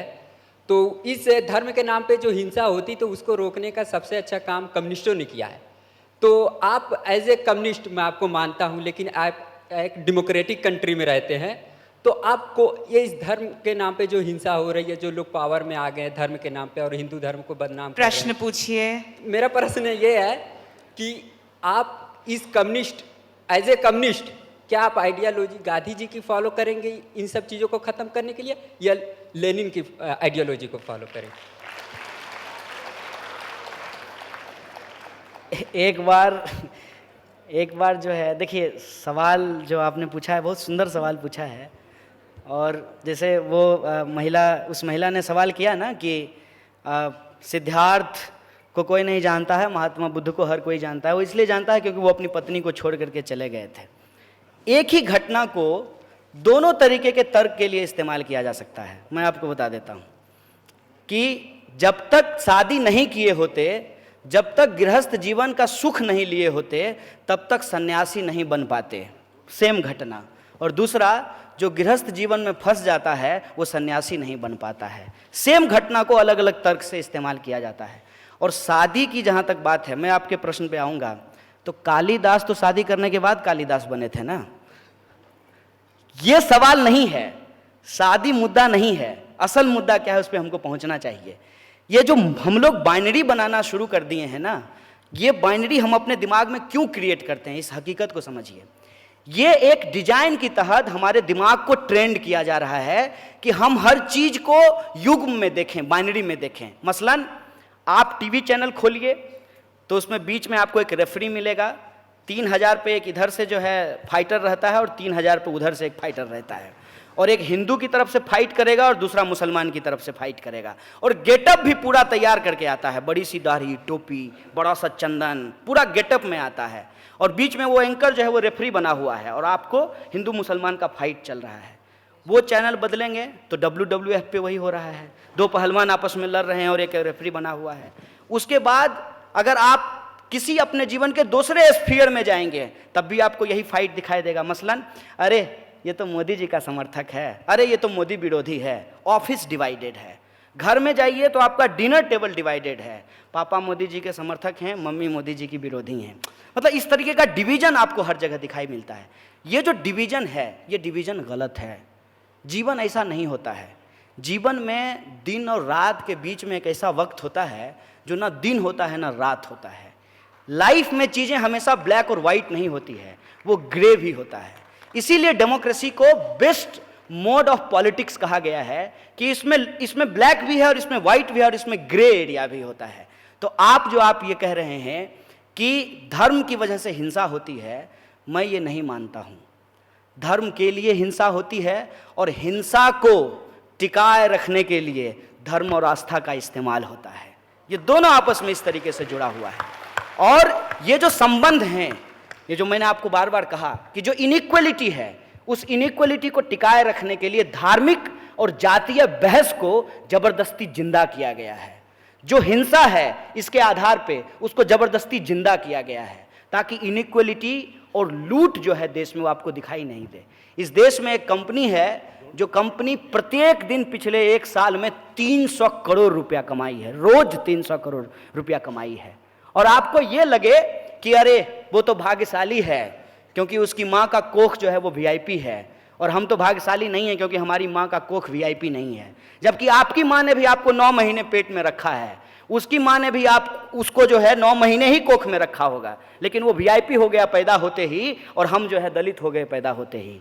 ये जो डिफरेंसेज है, इस डिफरेंसेज को टिकाए रखने के लिए धर्म का इस्तेमाल होता है। वरना आप किसी भी रिलीजियस टेक्स्ट को जाकर के पढ़ लीजिए, वो मानवता की बात करता है, मानव मुक्ति के कल्याण की बात करता है। लेकिन ये सवाल आज हमारे सामने नहीं आ रहे हैं। हमारे सामने सवाल क्या आते हैं, जैसा आपने प्रश्न किया वैसा ही एक प्रश्न मुझे पूछा गया। एक मुसलमान लड़के ने कहा कि लोग मुझे बार बार कहते हैं कि कुरान मानते हो कि संविधान मानते हो।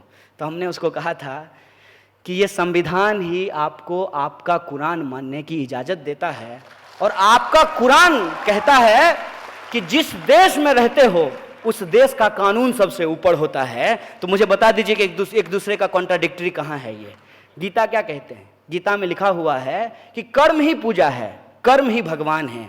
तो मेरे लिए पूजा क्या होगा? मेरे लिए पूजा मंदिर में जाकर के घंटी बजाना नहीं होगा। मेरे लिए पूजा ये होगा कि हम सही तरीके से पढ़ें, ईमानदारी से पीएचडी करें और ईमानदारी से अपनी पीएचडी लिख करके जमा कर दें। हम कर दिए हैं।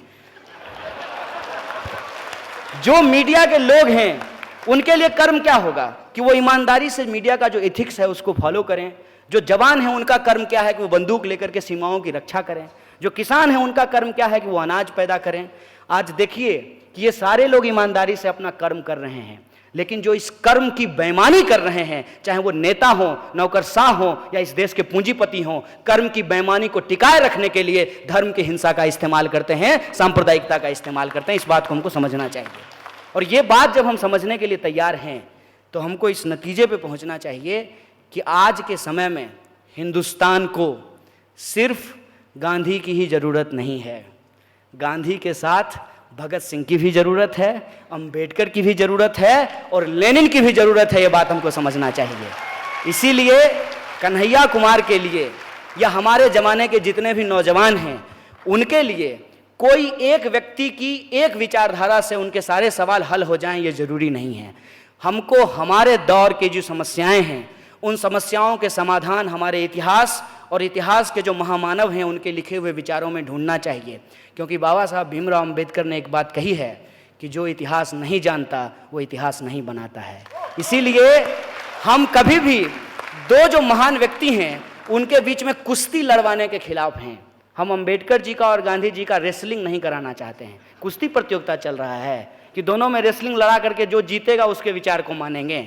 जहां गांधी सही हैं वहां गांधी को मानेंगे, जहां अंबेडकर के विचार हमको सही लगते हैं वहां अंबेडकर को भी मानेंगे। क्योंकि हमको हमारे वक्त का अंबेडकर भी बनना है, गांधी और भगत सिंह भी बनना है, फातिमा और फूले भी बनना है, बिरसा भी बनना है और लेनिन भी बनना है। ये हमारी जिम्मेवारी है। बहुत बहुत धन्यवाद। My question is, Kanhaiya ji आप बोले कि 1 vote 1 value 1 person, and you said just before those who doesn't know the history cannot create the history, and I want to tell all of you who gave the 1 vote to all the persons with a lot of fight during the constituency writings.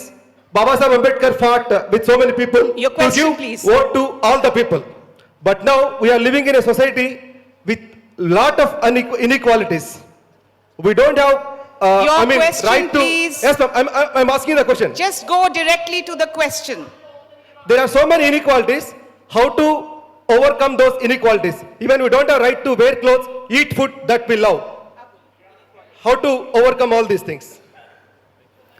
देखिए वैसे तो इस सवाल का जवाब देना मतलब बहुत कोई माने रॉकेट साइंस थोड़ी है। ये तो बहुत आसान बात है कि इनइक्वलिटी है तो इनइक्वलिटी को इक्वलिटी से ही फाइट कर सकते हैं ना। ये तो बहुत आसान बात है।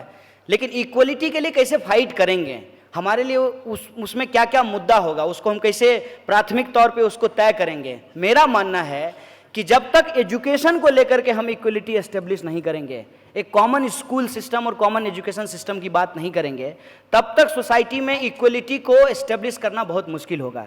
जैसे बाबा साहब भीमराव अंबेडकर ने कहा कि पॉलिटिकल फ्रीडम जो है उससे ही इकोनॉमिक फ्रीडम और फिर इकोनॉमिक फ्रीडम से सोशल फ्रीडम की तरफ हमको बढ़ना पड़ेगा। और उन्होंने जो है स्टेट सोशलिज्म में इस बात को बताया कि जो सेल्फ रिस्पेक्ट मूवमेंट की लड़ाई है, जो रिप्रेजेंटेशन की लड़ाई है, उसके साथ साथ इकोनॉमिक क्वेश्चन को भी हमको अटैच करना पड़ेगा। इसीलिए आपने बहुत सारे आंदोलनों के इतिहास में देखा होगा, लैंड टू द टिलर्स का नारा दिया गया था कि जो लोग जिस खेत पे काम कर रहे हैं उस खेत पे उनका ही अधिकार होना चाहिए। और यहाँ मैं आपको गांधी कोट करता हूँ फिर से कि गांधी जी का इंटरव्यू जब लिया गया लास्ट में, तो गांधी जी ने कहा कि इस देश में भूमि सुधार के बिना समानता स्थापित नहीं की जा सकती है। जब तक वेल्थ का डिस्ट्रीब्यूशन नहीं होगा जब तक महिलाओं को भी वेल्थ के राइट नहीं मिलेंगे, प्रॉपर्टी में उनको राइट नहीं मिलेगा, तब तक जो है सिर्फ और सिर्फ कुछ वेलफेयर प्रोग्राम चला करके हम सोसाइटी में इक्वलिटी नहीं ला सकते हैं। इसीलिए इक्वलिटी को एस्टेब्लिश करने के लिए जो सबसे बुनियादी चीज है वो है आपका शिक्षा, वो है आपका स्वास्थ्य। शिक्षा और स्वास्थ्य के क्षेत्र को सरकार अपने अधीन रखे और सरकार जो है पब्लिक सेक्टर के तहत इसको रख करके सबको समान शिक्षा देने का प्रयास करे, सबके लिए स्वास्थ्य की व्यवस्था करे, तब लोगों को इक्वलिटी का सेंस होना शुरू होगा। और जब इक्वलिटी का सेंस लोगों के भीतर आएगा, तब जो ये इनइक्वल साइकी है, इनइक्वलिटी की जो साइकी हमारे दिमाग में घुसा हुआ है, उसके खिलाफ हम लड़ सकते हैं। बहुत इंटरेस्टिंग बात आपको बता दें कि हम लोग जेंडर जस्टिस की बात करते हैं, कई बार आप ये देखेंगे कि महिला जो पेट्रियार्कल स्ट्रक्चर की शिकार होती है वो खुद ही बहुत ज्यादा पेट्रियार्कल होती है, वही पेट्रियार्की का व्हीकल बन करके उसको इंप्लीमेंट कर रही होती है और उसको वैसा बनाया भी जाता है सीरियल के द्वारा, टीवी के द्वारा। अब आप देखिए ना, रेजर के, सेफ्टी रेजर के प्रचार में महिला का क्या काम है? डीओ का प्रचार होगा तो 10-20 महिला उसके पीछे दौड़ रही है, मैंने लड़का डीओ लगा लिया तो लड़कियां गिरने लगेगी रोड के किनारे पे। तो ये किस तरीके से महिलाओं का ऑब्जेक्टिफिकेशन किया जाता है। तो ये जो सोसाइटी में इनइक्वलिटी है, इस इनइक्वलिटी को फाइट करने के लिए कॉन्शियसनेस सबसे इंपॉर्टेंट चीज है और कॉन्शियसनेस थ्रू एजुकेशन आ सकता है। इसीलिए एजुकेशन में अगर हम इक्वलिटी को एस्टेब्लिश करने का प्रयास करते हैं, धीरे धीरे वो हमारे लाइफ के दूसरे स्फीयर में भी फैलेगा। और जो उसका प्रोसीजर है कि पॉलिटिकल इक्वलिटी, पॉलिटिकल फ्रीडम से social economic equality, economic reform से इकोनॉमिक जो है फ्रीडम से फिर हम आपको सोशल इक्वलिटी और सोशल फ्रीडम की तरफ हम लोगों को बढ़ना चाहिए। This is the way. Kanhaiya, मेरा एक सवाल है कि 2019 के इलेक्शन में सॉफ्ट हिंदुत्व और हार्ड हिंदुत्व का क्या असर रहेगा? साहब, ये सवाल मैं बार बार बोलता हूँ, ये सॉफ्ट और हार्ड, माने पैर में लगाने का अलग क्रीम और गाल में लगाने का अलग क्रीम, ऐसा कुछ नहीं होता है। हिंदुत्व हिंदुत्व होता है, लोग इस बात को पता नहीं। ये एक ट्रैप है सर, और ये ट्रैप जो है खुद रूलिंग क्लास के द्वारा हमारे सामने बिछाया गया है कि ये ट्रैप हम ऐसे चलें कि हमको शशि थरूर जो है वो सॉफ्ट हिंदुत्व दिखे और मोदी जी जो है वो हार्ड हिंदुत्व दिखे। ये ट्रैप है। मैं बार बार कहता हूं कि हिंदुत्व का हिंदुइज्म से कोई लेना देना नहीं है, हिंदुत्व का हिंदू धर्म से कोई लेना देना नहीं है। वो सिर्फ और सिर्फ हिंदू धर्म के सिंबल का इस्तेमाल करता है अपने पॉलिटिकल पावर को कैप्चर करने के लिए, और सोसाइटी के भीतर जो इनइक्वलिटी है, जो इकोनॉमिक इनइक्वलिटी है और दूसरे तरीके के जो इनइक्वलिटी है, उसको टिकाए रखने के लिए वो हिंदुइज्म के सिंबल का इस्तेमाल करता है। फॉर एग्जाम्पल मैं आपको बताता हूँ, योगी जी जो हैं वो भगवा पहनते हैं। भगवा रंग जो है वो बीड़ों का रंग होता है। 10 आदमी मिल करके गाय के नाम पे किसी के इंसान को पकड़ करके रात के अंधेरे में मार दे, ये बीड़ का नहीं, ये कायर का काम है। ये बात हमको समझना चाहिए। इस देश में भगवा रंग जो है वो महात्मा बुद्ध के छीवर का रंग रहा है, और महात्मा बुद्ध जो है वो सत्य और अहिंसा की बात करते थे गांधी से भी पहले। इस देश में भगवा रंग जो है वो संभाजी महाराज और साहू जी महाराज का रंग रहा है, वो वीर शिवाजी का रंग रहा है। और ये लोग जो है उस भगवा रंग का इस्तेमाल करके उस सुर्ख रंग की बात जो है वो इस्लाम में भी की गई है। सुर्ख रंग को बहुत ही बेहतरीन रंग माना गया है। इन रंगों और प्रतीकों का इस्तेमाल करते हैं वो अपनी नाकामी छुपाने के लिए। और योगी जी की चर्चा हुई तो एक बात हमको बता दीजिए। ये कहते हैं कि हम राम भक्त हैं, इनकी सच्चाई मैं आपको बताता हूं। ये जिस मठ के महंत हैं उस मठ को नाथ संप्रदाय का मठ कहा जाता है। नाथ संप्रदाय का मठ इस देश का एक ऐसा मठ है जहां नॉन ब्राह्मण महंत होते थे, और उसमें जितने भी नॉन अपर कास्ट लोग हैं वो उसके फॉलोवर होते थे। और नाथ संप्रदाय को निर्गुण संप्रदाय कहा जाता है। निर्गुण संप्रदाय मतलब जहां भगवान का कोई रंग रूप नहीं होता है, निराकार ब्रह्म होता है, साकार ब्रह्म नहीं होता है। जैसे इस्लाम के अंदर भी निराकार ब्रह्म की बात की गई है कि अल्लाह ने हमको बनाया है तो हम अल्लाह को कैसे बना सकते हैं, उनका नाक मुंह कैसे तैयार कर सकते हैं। यह निराकार ब्रह्म का लॉजिक है, और यह जो निराकार ब्रह्म का लॉजिक है, इसी लॉजिक से नाथ संप्रदाय वो चलता है। वो नाथ संप्रदाय के महंत हैं और राम जी का मंदिर बनाने की बात कर रहे हैं। ये कितना रेडिकुलस है, इस बात को आप खुद ही समझ लीजिए। और राम जी को जब ये बात कर रहे हैं तो राम के संबंध में भी एक इंटरेस्टिंग बात बताऊं। राम जी अपनी सौतेली माता के लिए, अपने सौतेले भाई के लिए राजपाट छोड़ करके अयोध्या से जंगल चले गए, और योगी जी जंगल से, उत्तराखंड से लखनऊ आ गए मुख्यमंत्री बनने के लिए।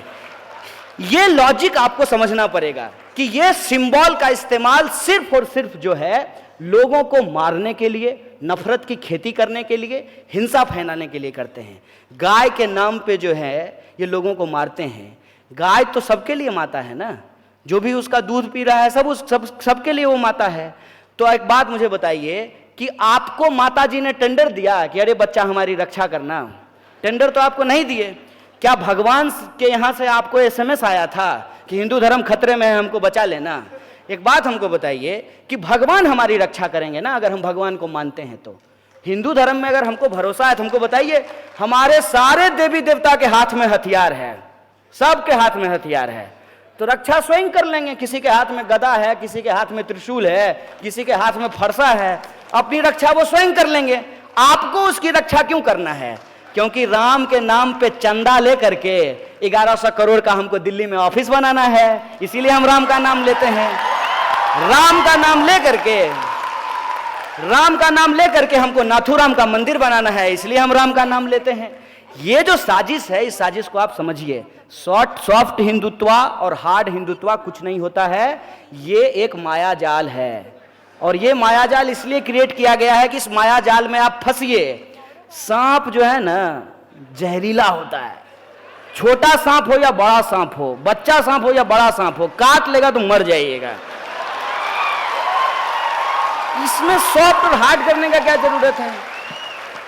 और इंटरेस्ट, आखिरी बात मैं इस संबंध में बोल दूं कि ये ट्रैप इस तरीके से है कि आपको अटल बिहारी वाजपेयी की तुलना में आडवाणी जी हार्ड दिखेंगे, और आडवाणी जी की तुलना में आपको मोदी जी हार्ड दिखेंगे, और मोदी जी की तुलना में जो आपको योगी जी हार्ड दिखेंगे।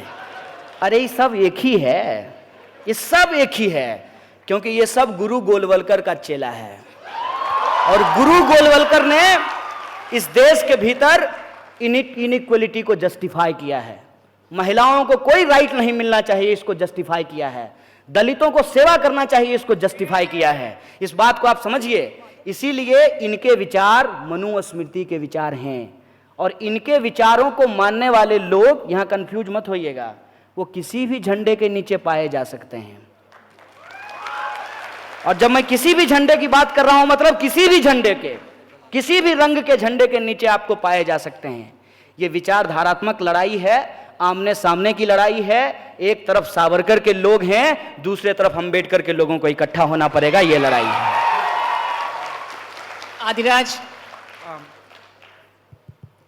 कश्मीरियों के मानवाधिकार का संघर्ष जो चल रहा है, उसके प्रति आपके विचार क्या हैं? देखिए, कश्मीर में जो है सिर्फ मानवाधिकार का संघर्ष नहीं चल रहा है, बात वहाँ पे बहुत सारे वॉइस की है। और इस संबंध में मेरा एक प्रिंसिपल पोजीशन है। एक, मैं किसी भी पॉलिटिकल प्रॉब्लम का पॉलिटिकल सॉल्यूशन चाहता हूँ, पॉलिटिकल रेजोल्यूशन चाहता हूँ। जो भी राजनीतिक सवाल हैं उसको राजनीतिक तरीके से ही हल करना चाहिए, और किसी भी तरीके का एक्स्ट्रा कॉन्स्टिट्यूशनल जो मेजर लिए जाते हैं, चाहे वो किसी भी फोर्स के द्वारा लिया जा रहा हो, मैं उसका प्रिंसिपली समर्थन नहीं करता हूँ। और मानवाधिकार का जहाँ तक सवाल है, इस संबंध में आपको बता दूं कि सिर्फ कश्मीर में ही नहीं, देश के हर एक हिस्से में मानवाधिकार का हनन हो रहा है। इसका सबसे बड़ा एग्जाम्पल मैं आपको बताता हूं कि इस हैदराबाद सिटी में लोगों के प्रोटेस्ट करने के अधिकार को समाप्त कर दिया गया है। दिल्ली में आज के ही दिन, जो सा मैंने आपको बताया कि आज 2 तारीख है और किसानों के ऊपर पानी बरसाया जा रहा है, डंडे मारे जा रहे हैं, आंसू गैस के गोले छोड़े जा रहे हैं, जबकि प्रोटेस्ट करना हमारा राइट है। कहते हैं ना कि जब आपका प्रिविलेज है कि आप हमारा एक्सप्लॉयटेशन कर सकते हैं, तो हमारा राइट है कि हम आपके खिलाफ प्रोटेस्ट कर सकते हैं। तो ये जो राइट है, इस राइट को हर जगह दबाने का प्रयास किया जाता है। कश्मीर का सवाल जो है वो एक हिस्टोरिकल सवाल है, जो सवाल को पॉलिटिकली रिजॉल्व करना चाहिए था। देश की विभिन्न तरह की सरकारें आई और पॉलिटिकली उसको रिजॉल्व करने का प्रयास नहीं किया गया। अभी तो स्थिति ये हो गई है कि बद से बदतर हालात होते जा रहे हैं।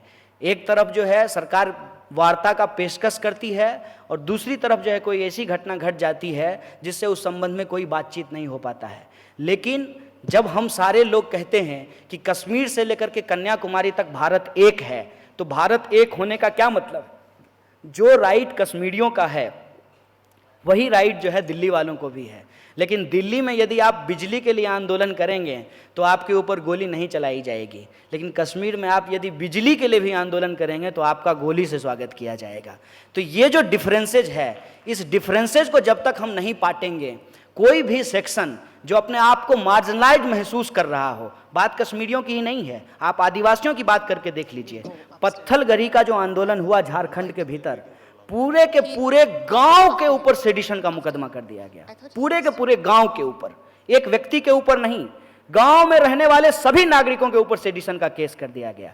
जितने भी आदिवासी इलाके हैं, जल जंगल जमीन का जो उनका राइट है, जो शेड्यूल्ड एरिया है, वहां पे जिस तरीके से ग्राम पंचायतों को खत्म करके आज उनकी जमीनों को लूटा जा रहा है।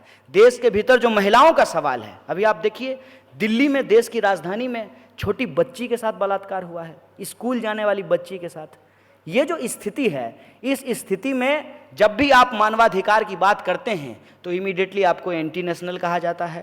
और आजकल एक नया स्टिकर मार्केट में बिक रहा है, अर्बन नक्सल, किसी के ऊपर भी चिपकाया जा सकता है। तो ये जो सिचुएशन है, इस सिचुएशन में देश के भीतर जितने भी तरीके के वॉइस ऑफ डिसेंट हैं, we should stand for them because it is our democratic right, and to protect the democratic right we have to come together and we have to fight togetherly. This gentleman here has traveled from behind. हम रात भर आपके सवालों का जवाब दे सकते हैं अगर आप बैठे रहने के लिए तैयार हैं तो।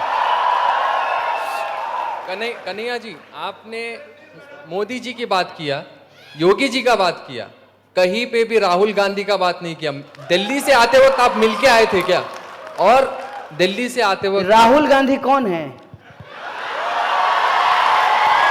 और सुनिए, आप इक्वालिटी की बात कर रहे हैं, कौन राहुल? आपने इन्हें कौन राहुल? हेलो, आपका प्रश्न राहुल गांधी के बारे में क्यों नहीं बताया? बस यही है, और कुछ है? इक्वालिटी की बात करते करते आपने सिर्फ बीजेपी को टारगेट किया, जो 5 साल से अभी आई है। 60 इयर्स जो बाद में कांग्रेस ने किया, उसका कुछ नहीं देखा आपने, उसका एक भी नहीं देखा। जो दिखा योगी जी, आपका प्रश्न मोदी जी है। आप सुने ही नहीं, आप ध्यान ही नहीं दिए।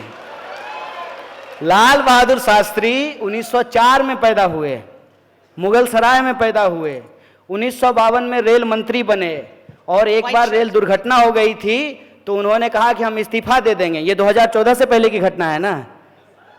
ये 2014 से पहले की घटना है कि 2014 के बाद की घटना है? 2014 के बाद जो हुआ कि मुगल सराय स्टेशन का नाम बदल करके दीनदयाल उपाध्याय के ऊपर रख दिया गया। तो आप मुझे बताइए कि इस देश में जो सरकार है, सवाल उससे पूछा जाए कि नेहरू से पूछा जाए? आप बता दीजिए।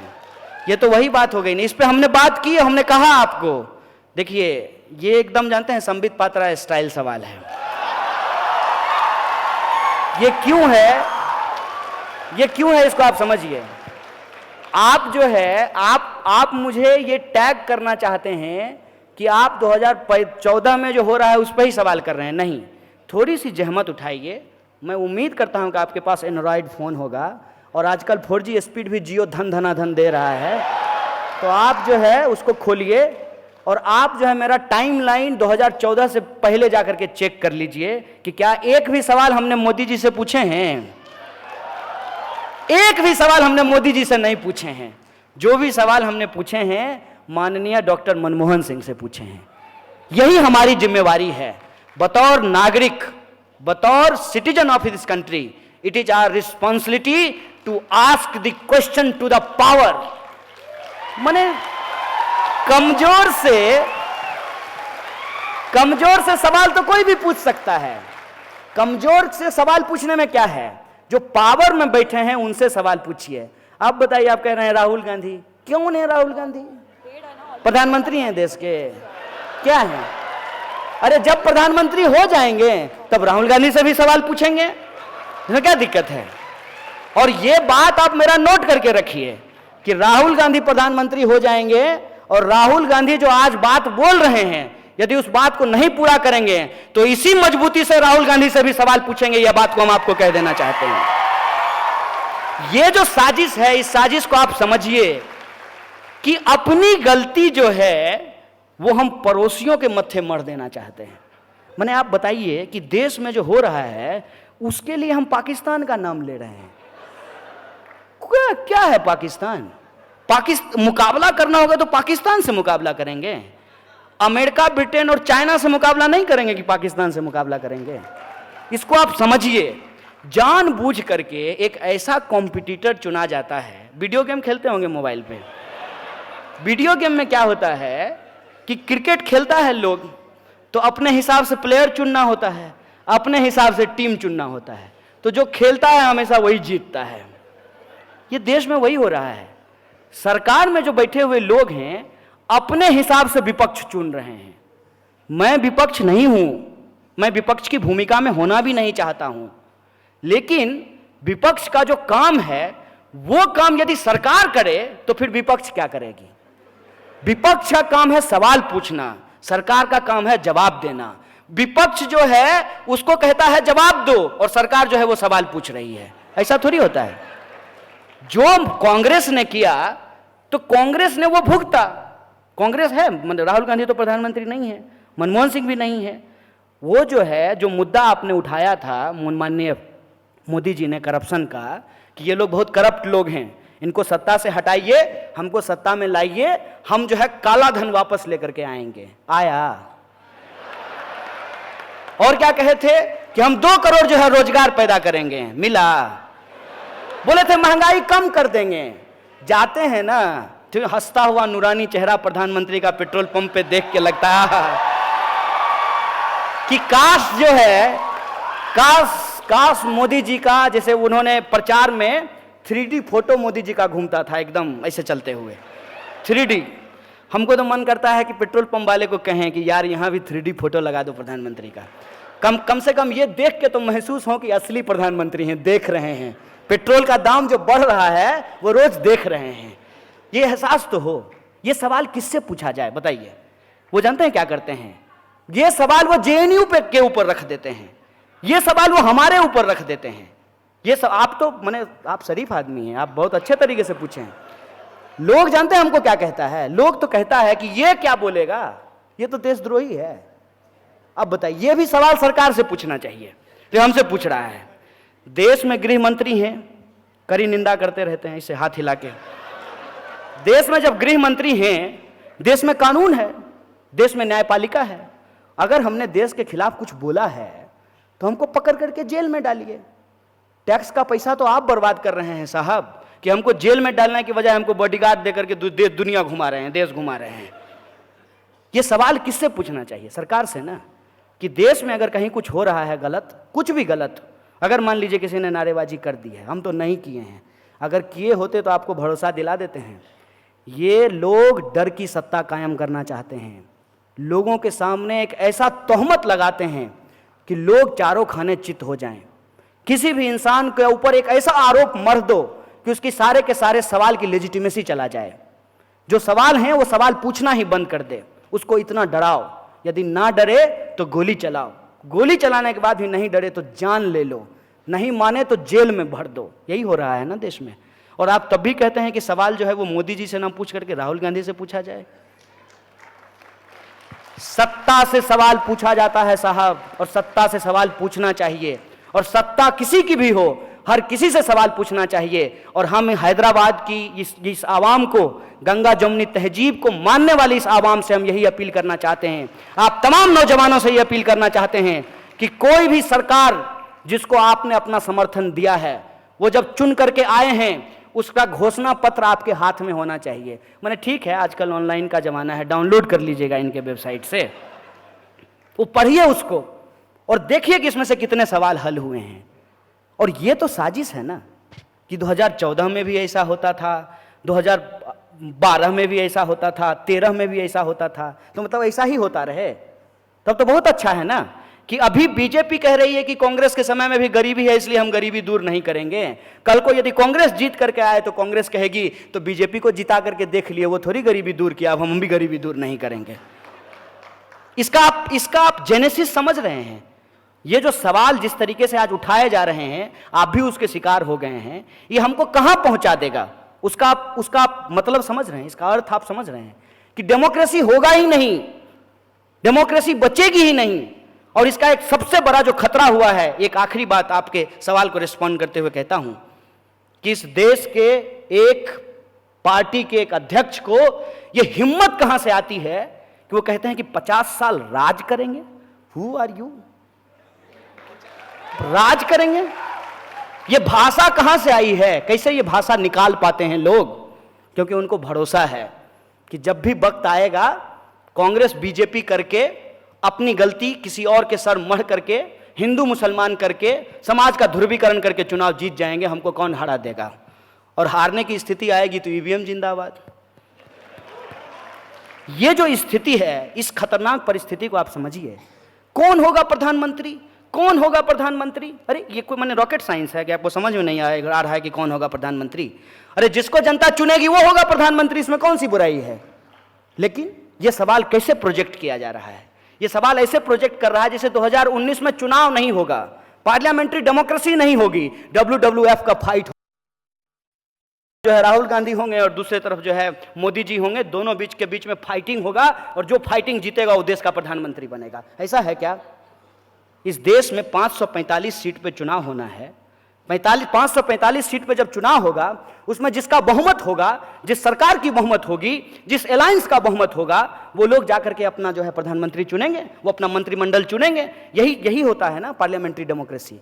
ये प्रेसिडेंशियल मोड ऑफ डेमोक्रेसी है। ये अमेरिका तो नहीं है, ये हिंदुस्तान है ना। अमेरिका के चुनाव में और हिंदुस्तान के चुनाव में क्या फर्क है? अमेरिका में प्रेसिडेंशियल मोड ऑफ इलेक्शन है, जनता सीधे प्रेसिडेंट का चुनाव करती है। हम अपने यहाँ सीधे प्रेसिडेंट का चुनाव नहीं करते हैं, सीधे प्रधानमंत्री का चुनाव नहीं करते हैं, हम एमपी का चुनाव करते हैं। और हमारे एमपी जो हैं वो जाकर के प्रधानमंत्री का चुनाव करते हैं। इनको कौन ये पावर दे दिया है? हाथ में जो है माइक ले लिया और कैमरा ले लिया और अपने आप को दुनिया का सबसे स्मार्ट आदमी समझ रहे हैं। आप कौन होते हैं डिसाइड करने वाले? जनता डिसाइड करेगी ना। जनता जिसको मैंडेट देगी, जिस पार्टी को मैंडेट देगी, उसका प्रधानमंत्री होगा। योग इसलिए बोला गया है ताकि आपको यह कहा जाए, ठीक है यार 90 रुपये पेट्रोल खरीद रहे हैं तो क्या है, लेकिन पप्पू को वोट दे दें। इसलिए बोला गया है। यह साजिश आप समझिए। ये इसलिए बोला गया है कि आप हर सवाल के जवाब में ये कहें तो क्या राहुल गांधी को वोट दे दें। ये इसलिए कहा गया है। और एक बात मैं आपको बता देता हूं कि राहुल गांधी पप्पू हैं कि नहीं हैं, ये तब पता चलेगा ना जब वो देश के प्रधानमंत्री बनेंगे।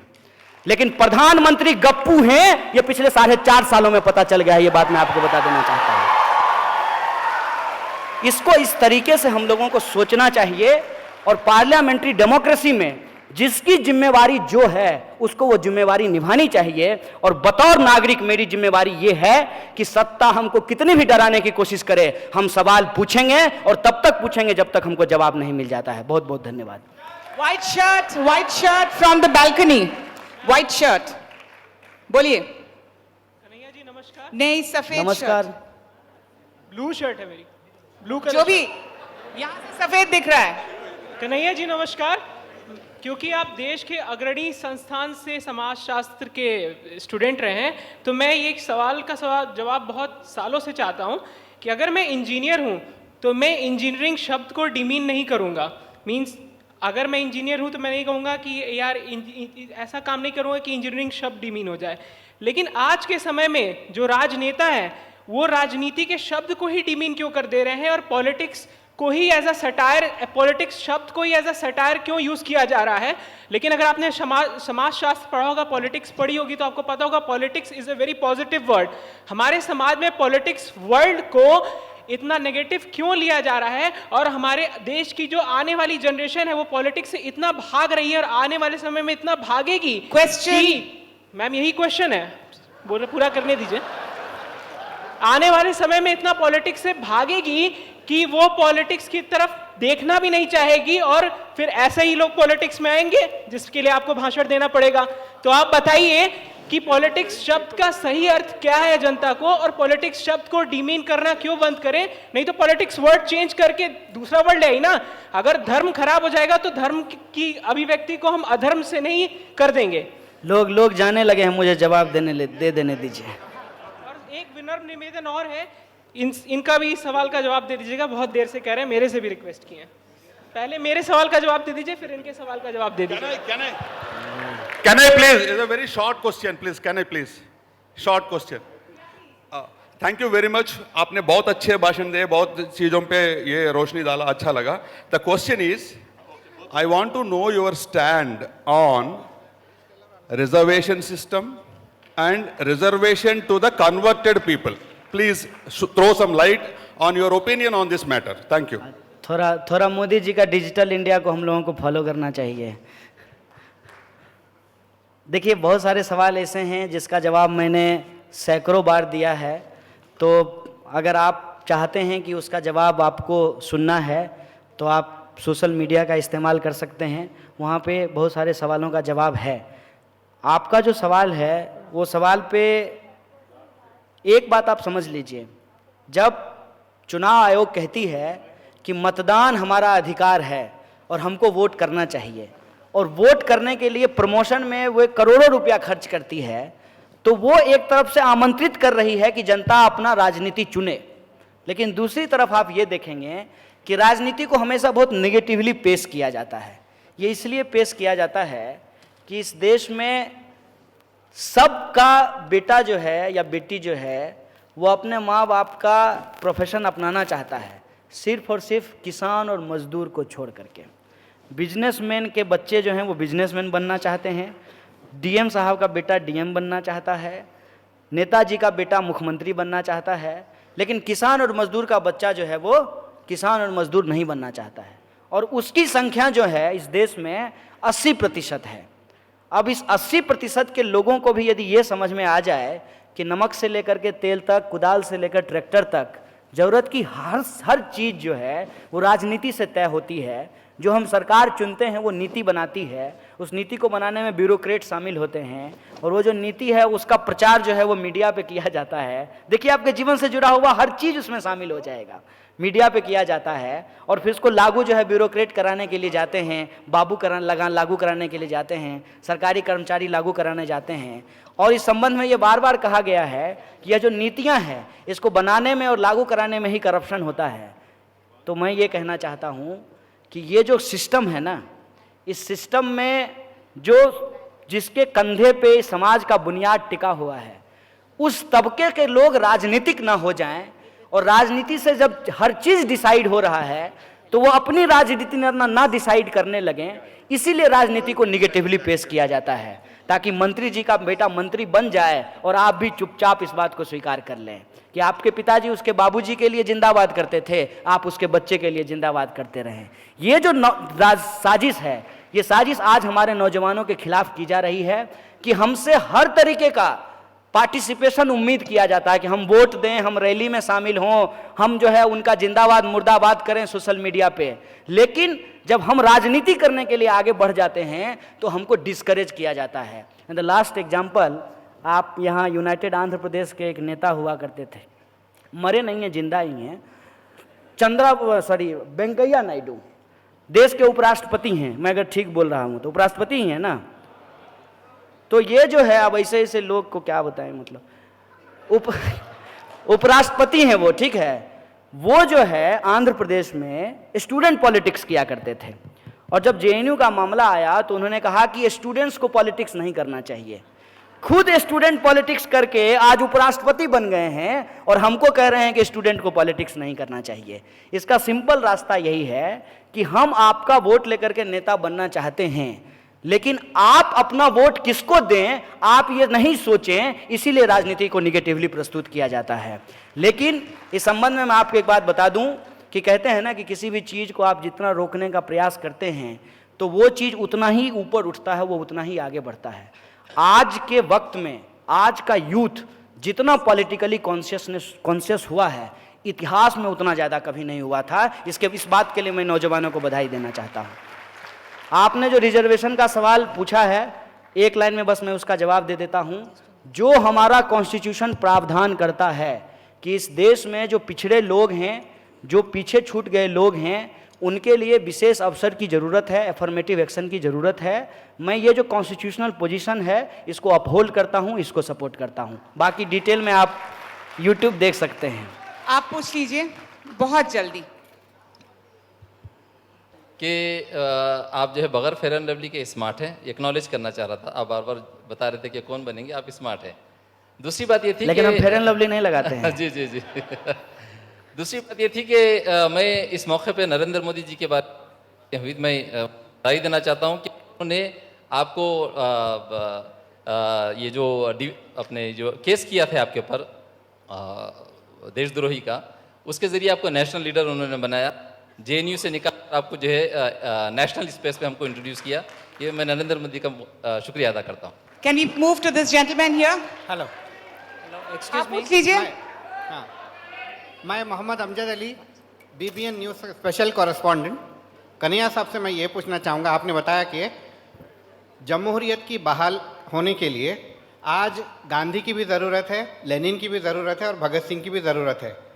तो आपकी नज़र में आज के गांधी कौन है, आज के लेनिन कौन है और आज के भगत सिंह कौन है? और चूंकि मैं मीडिया से रिलेटेड हूँ, इसीलिए मैं मीडिया का एक प्रश्न पूछना चाहूँगा। आजकल एक सवाल और प्लीज़। आपने बताया हो गया प्लीज, बहुत लोग हैं। प्लीज। आपने बताया कि आजकल सच बोलना मुश्किल है, हुकूमत के खिलाफ बोलना मुश्किल है, सवाल पूछना मुश्किल है। तो आप जो है आजकल के जर्नलिस्ट को क्या मशवरा देना चाहेंगे? Thank you. बताइए, ये एक तो इनका सवाल जो है कौन बनेगा करोड़पति का सवाल है कि कौन लेनिन बनेगा, कौन भगत सिंह बनेगा। देखिए, ये हम थोड़ी तय करेंगे, ये तो परिस्थितियां लोगों को व्यक्तित्व के रूप में ढालती है, उसका निर्माण करती है। जैसी परिस्थिति होगी वैसे लोग तैयार होंगे। और हमेशा उम्मीद करते हैं कि देश में जो हालात हैं, इस हालात में आज के वक्त के लोग लेनिन, भगत सिंह, फातिमा, सावित्री बाई फुले वो बनेंगे, ऐसा हम उम्मीद करते हैं। कौन बनेंगे ये हमारे पास इन्फॉर्मेशन नहीं है, और मुझे झूठ बोलने की आदत नहीं है, और झूठ बोल करके मुझे प्रधानमंत्री नहीं बनना है, इसलिए मैं ये बात नहीं बोल रहा हूँ। दूसरा सवाल जो आपने कहा है कि क्या मशविरा देना चाहते हैं आप जर्नलिस्टों को। देखिए, हम कोई मशविरा नहीं उनको देना चाहते हैं, क्योंकि जर्नलिस्टों की भी जो समस्या है उसको हमको समझना चाहिए। जर्नलिस्ट सिर्फ अकेले इस बात के लिए दोषी नहीं है जो आज वो कर रहे हैं और जो उनको करना पड़ रहा है। ये एक स्ट्रक्चर का हिस्सा है। स्ट्रक्चर ये है कि पहले जो मैनेजमेंट होता था वो पत्रकारों के हाथ में ही होता था। आज पत्रकारिता अलग हो गई है और प्रबंधन अलग हो गया है, मैनेजमेंट अलग हो गया है। आज मैनेजमेंट में वो लोग बैठे हुए हैं जो इन्वेस्टर्स की तरफ से बिठाए गए हैं, जो चैनल का मालिक है उसने जिसको बिठाया है, या एडिटर भी जो पहले कभी पत्रकार रहा हो वो पत्रकार की हैसियत से एडिटर नहीं है, वो मैनेजर की हैसियत से, सीईओ की हैसियत से वो एडिटर बन करके वहां बैठा हुआ है। नतीजा क्या हो रहा है कि पत्रकारिता पीछे छूट गई है और बिजनेस उसके ऊपर हावी हो गया है, इंटरटेनमेंट उसके ऊपर हावी हो गया है। ऐसे सिचुएशन में कोई पत्रकार क्या करेगा? यदि वो मैनेजमेंट के खिलाफ जाएगा तो मैनेजमेंट उसको बाहर कर देगी, क्योंकि कोई सोशल सिक्योरिटी नहीं है। जब वो नौकरी लेने के लिए गया है वो ऑलरेडी एग्रीमेंट साइन कर चुका है, हायर एंड फायर का जो एग्रीमेंट है वो ऑलरेडी साइन कर चुका है। बिना कारण बताए आपको कभी भी आपके काम से निकाला जा सकता है, इस पे साइन करके आप काम लेते हैं। तो ये जो लेबर लॉज के ऊपर अटैक है, और ये जो अटैक है, इस अटैक को जानते हैं क्या नाम दिया गया? इसको नियो लिबरल रिफॉर्म कहा गया। कितना अच्छा शब्द है। मैंने लिबरलिज्म शब्द की भी पूरी गरिमा बदल दी गई। जैसे नहीं, चोर अपने आप को चौकीदार कहने लगा, अब चौकीदार शब्द की गरिमा ही बदल गई है। तो ये जो नियो लिबरलिज्म है, नियो लिबरलिज्म क्या है? नियो लिबरलिज्म यही है कि भेड़ों को यह कहा जाता है कि आप भेड़ियों के प्रति लिबरल हो जाइए। इंप्लॉय को और लेबर को यह कहा जाता है कि आप मैनेजमेंट के प्रति लिबरल हो जाइए। यही लिबरलिज्म है। लेबर लॉज को जो है पूरी तरह से खत्म कर दिया गया है। एक भी राज्य में जो है वो वेज कमीशन नहीं है पत्रकारों के लिए। यहां पे भी आंध्र प्रदेश और तेलंगाना में भी लोग वेज कमीशन के लिए संघर्ष कर रहे हैं। वेज कमीशन नहीं है, पत्रकारों का कोई टाइम फिक्स नहीं होता है। एक स्टोरी के पीछे उनको भगा दिया गया है, चाहे वो स्टोरी करने में उनको 12 घंटा लगे, 15 घंटा लगे, उनको स्टोरी कर करके लाना है। ऐसे जब हालात बनाए गए हैं तो पत्रकार को भी लगता है कि पत्रकारिता करने से तो अच्छा है कि चापलूसी कर लें, क्योंकि इसमें ज़्यादा आगे बढ़ने की संभावना है। लोग चापलूसी करके इस देश में राज्यसभा का मेंबर बन जा रहे हैं, राज्यसभा के सांसद बन जा रहे हैं। लोग जो है चापलूसी करके अपना चैनल खोल ले रहे हैं। मतलब नेशन वांट्स टू नो, पहले कहीं और पूछ रहे थे, अब कहीं और पूछ रहे हैं। तो ये जो सिचुएशन है, इस सिचुएशन में पत्रकारिता करना ही बहुत मुश्किल हो गया है। फिर भी यदि कोई करने की कोशिश करता है तो उसको मार दिया जाता है गौरी लंकेश की तरह, उसको पुण्य प्रसून वाजपेयी और अभिसार शर्मा की तरह नौकरी से निकाल दिया जाता है। उस चैनल को जो पत्रकारिता करने की कोशिश की जाती है उसको बंद कर दिया जाता है। आप एनडीटीवी की हालत देख लीजिए। जो लोग इन्वेस्टिगेटिव जर्नलिज्म कर रहे थे, आज वो बेचारे क्या करें, वो कहीं से लाइसेंसधारी बंदूक लेकर के किसी को लेकर के थोड़ी घूम सकते हैं। तो पत्रकारों का काम जो है कि वो सरकार को क्रिटिसाइज करे और सच ढूंढ करके लाए। उस सच को निकालने के लिए पहले पत्रकारिता होती थी, अब सच को छुपाने के लिए पत्रकारिता होती है। तो पत्रकारियों से मेरा कोई शिकायत नहीं है। जो स्ट्रक्चर है उस स्ट्रक्चर के वो भी शिकार हैं, लेकिन उनसे मशवरा यही है कि देखिए ऐसी स्थिति सब जगह है, ऐसी स्थिति मेडिकल साइंस में भी है। सारे डॉक्टर जो हैं वो संबित पात्रा की तरह नहीं हैं, कुछ सही में डॉक्टर भी हैं और वो अपने प्रोफेशन को ईमानदारी से कर रहे हैं। कुछ पत्रकार भी हैं जो ईमानदार हैं, कुछ एकेडमिशियन भी जो हैं ईमानदार हैं, कुछ किसान भी हैं जो किसानों के लिए ईमानदारी से लड़ रहे हैं, दलित अधिकार के लिए लोग लड़ रहे हैं, महिला अधिकारों के लिए लड़ रहे हैं, आदिवासियों के हक अधिकार के लिए लड़ रहे हैं। ये लड़ाई यदि अकेले अकेले होती रहेगी तो इन सारी लड़ाइयों को एक एक करके खत्म किया जा सकता है। इस लड़ाई को यदि इकट्ठा किया जाए, इसको एकजुट किया जाए, तो ये लड़ाई फ्रीडम की लड़ाई है और ये फ्रीडम देश के भीतर फ्रीडम की लड़ाई है जिसको हम लोग जीत सकते हैं। और जो पत्रकारों का सवाल है वो विद्यार्थी उठाए और विद्यार्थियों का सवाल पत्रकार उठाए। यही एकता और यही संघर्ष जो है हम लोगों को आगे का रास्ता दिखाती है। यही मशवरा मैं दे सकता हूँ। कन्हैया कुमार जी नमस्कार, मेरा नाम प्रहर्ष है। मेरा आपसे जो क्वेश्चन है वो एक तरह से फॉलो ऑन क्वेश्चन है। आपने रिजर्वेशन के बारे में जब उस आपसे क्वेश्चन किया गया, आपने कहा कि यूट्यूब वीडियो देख लीजिएगा। मैंने देखा हुआ है यूट्यूब वीडियो, उसमें आपने ये कहा था कि बेसिकली जाति के आधार पर रिजर्वेशन मिलना चाहिए, क्योंकि आप जाकर मंदिर में देखिए जो पुजारी हैं वो किस कास्ट के हैं और जो गटर साफ कर रहे हैं वो किस कास्ट के हैं। ये जो समाज में असमानताएँ हैं, इसके बेसिस पर आपने कहा था कि रिजर्वेशन मिलना चाहिए। मैं मानता हूँ। मेरा आपसे प्रश्न ये है कि रिजर्वेशन आज तो लगा नहीं, इसको लगे हुए मतलब अरसा बीत गया है। अगर ये वाकई में एक इफ़ेक्टिव टूल होता इन असमानताओं को कम करने के लिए, तो ये अब तक वर्कआउट कर दिया होता। अगर ये वर्कआउट नहीं कर रहा है तो आप, जो कि इस देश के बहुत ही महानतम यूनिवर्सिटी से पढ़कर निकले हैं, क्या आपको ऐसा लगता है कि रिजर्वेशन में एक बहुत बड़े सुधार की ज़रूरत है, जहां पर जो पुराने रूल्स हैं उनको हटाया जाए, नए रूल्स को लाया जाए, जो असमानता की श्रेणी में सबसे नीचे पायदान पर हैं उन पर ज़्यादा ध्यान दिया जाए, और जो रिजर्वेशन का फायदा उठा चुका है उनको उस बेनिफिट स्कीम से निकाल दिया जाए? नहीं, देखिए आप जो बात कह रहे हैं वो बात ऑलरेडी हो रहा है। प्रॉब्लम क्या होता है कि हम लोग, माने हम भी ऐसा करते हैं, बहुत सारे लोग ऐसा करते हैं, कन्वीनियंटली हम कोई चीज़ देखना चाहते हैं और कोई चीज़ नहीं देखना चाहते हैं। अब हमने जब कहा रिजर्वेशन, तो रिजर्वेशन के साथ साथ हमने एक और वर्ड का इस्तेमाल किया, एफर्मेटिव एक्शन। एफर्मेटिव एक्शन में जो है रिजर्वेशन के आप एक फॉर्म की बात कर रहे हैं जहां लोगों को नौकरियों में आरक्षण दिया जाता है। इसके अलावा बहुत सारे ऐसे एफर्मेटिव एक्शन हैं जो सोसाइटी के दूसरे मार्जिनलाइज्ड सेक्शन के लोगों के लिए उसके प्रावधान किए जाते हैं। मसलन मैं एग्जांपल देता हूं समझने के लिए बार बार, कि मेट्रो में, दिल्ली मेट्रो में आगे का एक बॉगी जो रिजर्व किया गया है महिलाओं के लिए, ये भी एक फॉर्म ऑफ एफर्मेटिव एक्शन है कि सोसाइटी के भीतर जो कमज़ोर लोग हैं उनको इक्वलिटी की श्रेणी में लाने के लिए आपको हमेशा एफर्मेटिव एक्शन की ज़रूरत पड़ेगी। और समय समय पे एफर्मेटिव एक्शन के अंदर रिफॉर्म भी होते रहते हैं, नए कैटेगरी शामिल किए जाते हैं, पुरानी कैटेगरी को हटाया भी जाता है। जैसे ओबीसी रिजर्वेशन जब लागू किया गया तो उसमें क्रीमी लेयर के प्रावधान को जो है वो शामिल किया गया है। तो व्यवस्था ऐसे ही चलती है, वक्त के साथ पुरानी चीज़ें हटती हैं और नई चीज़ें उसमें शामिल होती हैं। और इसको भी समाज के उसी प्रोसेस की तरह देखना चाहिए। जैसे आज आप खराव नहीं पहनते हैं, आज आप धोती नहीं पहनते हैं, वक्त के साथ वो चीज़ें जो हैं वो निकल गई हैं और आपने जो है नए पोशाक जो हैं वो शामिल कर लिए हैं। असल बात जानते हैं क्या है? असल बात ये नहीं है कि लोग इस प्रोसेस को समझना नहीं चाहते हैं। असल बात यह है कि लोग इस पूरे के पूरे प्रोसेस के ही खिलाफ हैं, क्योंकि जिसको प्रिविलेज मिल गया है वो नहीं चाहता है कि किसी और को ये प्रिविलेज मिले। ये जो बेईमानी है, ये बेईमानी को समझना बहुत ज़रूरी है। जबकि साइंटिफिकली यदि आप सोसाइटी को देखते हैं, मान लीजिए मेरा जो शरीर है, मैं बार बार इस एग्जाम्पल को देता हूँ, मेरा हाथ, एक हाथ, दाहिना हाथ यदि बहुत लंबा है तो ये स्वस्थता की निशानी नहीं है, ये जो है विकलांगता की निशानी है। इस बात को हमको समझना चाहिए। और एफर्मेटिव एक्शन जो है वो दुनिया भर में दिए गए हैं।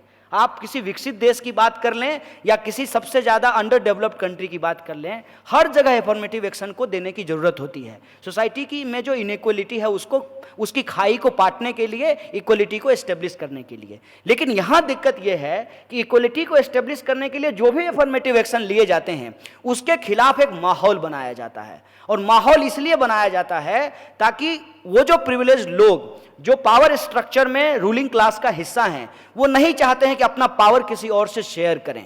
अब एक एग्जांपल मैं आपको देता हूं, बिल्कुल अलग एग्जांपल। मैं जब आपने कहा कि महानतम यूनिवर्सिटी, महानतम तो नहीं है, हाँ ठीक है हमारी यूनिवर्सिटी है तो इसका क्या मतलब है हम कह दें कि महानतम है। देश के राष्ट्रपति ने जो है उसको बेस्ट यूनिवर्सिटी का अवार्ड दिया है। उस यूनिवर्सिटी में जब मैं पढ़ रहा था तो बार बार ये सवाल पूछा गया कि आप सब्सिडी कब पे पढ़ रहे हैं। ठीक है, अगर सब्सिडी गलत है, अगर सब्सिडी मेरे लिए गलत है, कन्हैया कुमार के लिए गलत है, तो सब्सिडी उसके लिए भी गलत है ना, जिनका बच्चा जर्मनी में जाकर के सब्सिडी पे पढ़ रहा है। जो लोग सब्सिडी का विरोध भारत में कर रहे हैं उनको वो सब्सिडी जर्मनी में लेने में, यूके में लेने में बहुत मजा आ रहा है। ये अफ्रीकन स्टडीज क्या होता है, और अपना बच्चा वहां जाकर के स्पेनिश स्टडीज पढ़ रहा है, वो उनको बहुत मजा आता है। बड़े शौक से ऑफिस में जो है एकदम बड़ा शौक से खुश होकर के, you know my child got a seat in Germany in Berlin university. वहां आपको सब्सिडी अच्छा लग रहा है, यहां आपको सब्सिडी खराब लग रहा है। मैं यही कह रहा हूं कि वो तो एक एफर्मेटिव एक्शन का एक विकृत रूप था ना, कि पुजारी का बेटा ही पुजारी बनेगा। हमने क्या कहा, कास्ट रिजर्वेशन जो है वो कोई संविधान के लागू होने के बाद थोड़ी शुरू हुआ है। हजारों साल से जो कास्ट रिजर्वेशन चला आ रहा था उसको खत्म करने के लिए लागू हुआ है। लेकिन इसको क्या किया गया, इसको पलट दिया गया। आज वही हमारे जमहूरियत के साथ किया जा रहा है कि जमहूरियत को सर के बल खड़ा करने की कोशिश की जा रही है। मैं सिंपल एक बात आपको कहता हूं कि समाज के भीतर यदि अराजकता होगी, एनार्किक सिचुएशन होगा, समाज के भीतर अगर इनइक्वलिटी होगी, समाज के भीतर अगर इस तरह से असमानता बढ़ती रहेगी, तो हम समाज को स्टेबल करके नहीं रख सकते हैं। समाज को स्टेबल करने के लिए जो लोग पीछे छूट गए हैं उसको मुख्य धारा में शामिल करना जरूरी है। जो नॉर्थ ईस्ट का एरिया है, ठीक है, उसको लेकर के जो mainstream, quote end quote mainstream India के लोगों का बिहेवियर है, वो जब तक नहीं बदलेगा तब तक वो अपने आप को भारतीय होना महसूस नहीं करेगा। अगर उसको हम भारतीय होना महसूस कराना चाहते हैं तो इसके इस साइकी में इस बात को डालना पड़ेगा कि ये देश जितना बिहारियों का है उतना ही मणिपुर वालों का है। ये एस्टेब्लिश करना जरूरी होता है। ये एस्टेब्लिश करना जरूरी है कि जितने प्रिविलेज ब्राह्मणों को ऐतिहासिक रूप से मिलते रहे हैं, कम से कम एक सम्मानजनक जिंदगी जीने के लिए वही प्रिविलेज हमको दलितों को भी देना पड़ेगा, हमको पिछड़ों और अति पिछड़ों को भी देना पड़ेगा। ये वो प्रिविलेज जो इस देश के अंदर पुरुषों को मिलता रहा है, उस प्रिविलेज को काउंटर करने के लिए कम से कम उतना प्रिविलेज महिलाओं को देना पड़ेगा कि वो भी अपने आप को नागरिक महसूस कर सकें, इंसान महसूस कर सकें। अपने आप में ये कितनी शर्मनाक बात है, इस बात को आप सोचिए। जब कहते हैं एक शंकराचार्य साहब की औरतें जो हैं वो पुजारी नहीं बन सकती क्योंकि उनका शरीर अशुद्ध होता है। शरीर अशुद्ध से पैदा होकर के पुरुष शुद्ध हो जाते हैं और महिला अशुद्ध ही रह जाती है। ये जो मेंटेलिटी है, इस मेंटेलिटी को समझिए। और आपको मैं बता देता हूं, आप कहेंगे कि पढ़ने लिखने से सब कुछ हो जाता है, नहीं। वो साइकी को जब तक हम ब्रेक नहीं करेंगे तो सिर्फ पढ़ने लिखने से कुछ नहीं होता है। एक जज साहब ने कहा, माने कितनी दुखद बात है, कि केरला में बाढ़ इसलिए आ गया क्योंकि सबरीमाला मंदिर में महिलाओं को प्रवेश दे दिया गया। आप मुझे बताइए, तो गुजरात में भूकंप इसलिए आ गया था कि वहां पे लोग ढोकला खाते हैं। क्या इसका मतलब है? ये जो इलॉजिकल चीजें हैं, इस इलॉजिकल चीजों का इस्तेमाल इसलिए किया जाता है मेरे दोस्त, ताकि हम अपनी नाकामी की जिम्मेवारी किसी और के कंधे पे डाल दें।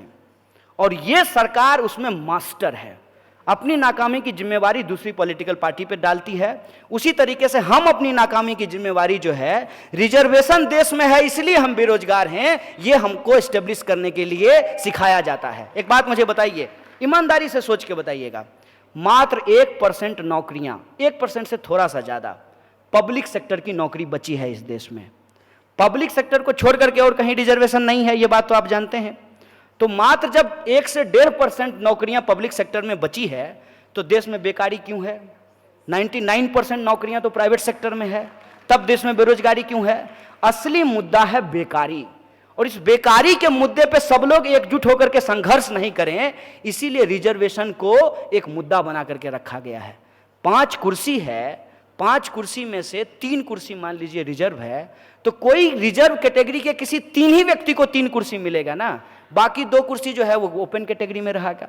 मुद्दा ये बात नहीं है, मुद्दा है कि उस रिजर्वेशन के पूरे पर्सपेक्टिव को ही आज खत्म कर देने की कोशिश है, ताकि इनइक्वलिटी को जस्टिफाई किया जाए और उस इनइक्वलिटी के चलते जो हम प्रॉब्लम फेस कर रहे हैं उसके खिलाफ हमारा कॉन्शियसनेस डेवलप नहीं हो, हम उसके लिए किसी और को जिम्मेवार ठहराते रहें, इस बात के लिए हमको ट्रेंड किया जा रहा है। इसीलिए मैं आप तमाम लोगों से अपील करना चाहता हूं कि आज इस देश को यदि मजबूत बनाना है तो उसकी मजबूती के लिए हमको ये तय करना पड़ेगा कि मंजिल का जो बिल्डिंग है उसका हर मंजिल जो है वो मजबूत बने, तभी देश मजबूत बनेगा, क्योंकि देश के लोगों से बनता है। जब तक देश को में रहने वाले लोगों को हम मजबूत नहीं बनाएंगे, जब तक देश में रहने वाले लोगों के लिए डेवलपमेंट नहीं होगा, तब तक देश का भी डेवलपमेंट नहीं होगा।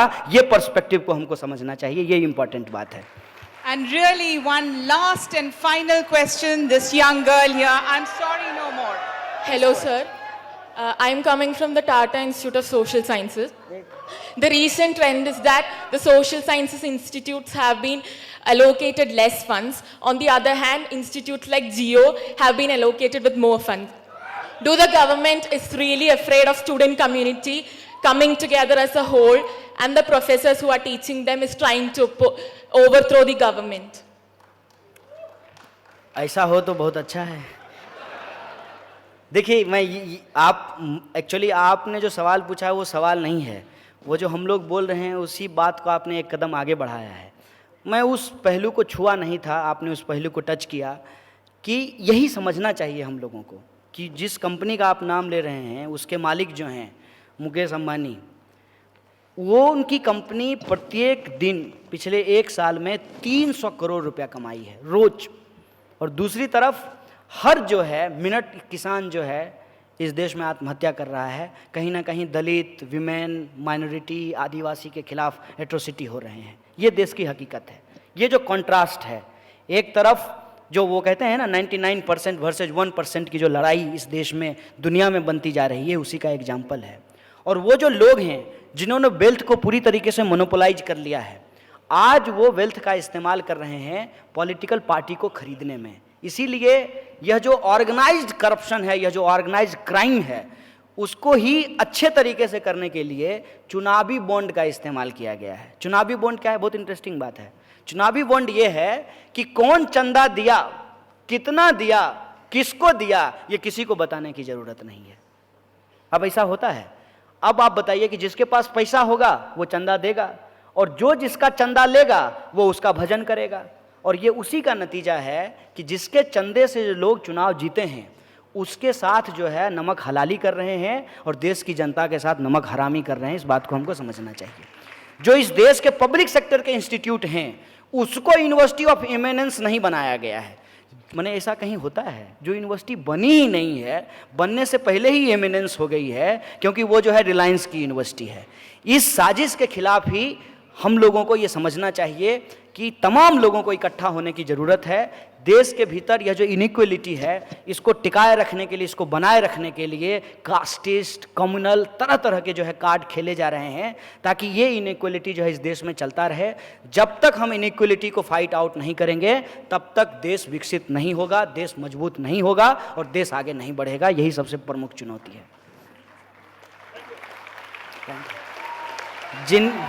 जिनके सवाल छूट गए उनसे आग्रह है कि साहस करके अगली बार अब आप अपने कार्यक्रम में बुलाइएगा, एंटी नेशनल होने का सारा खतरा उठाइएगा, वहां पे हम आपके सारे सवालों का जवाब देंगे। बहुत बहुत शुक्रिया आप तमाम लोगों का।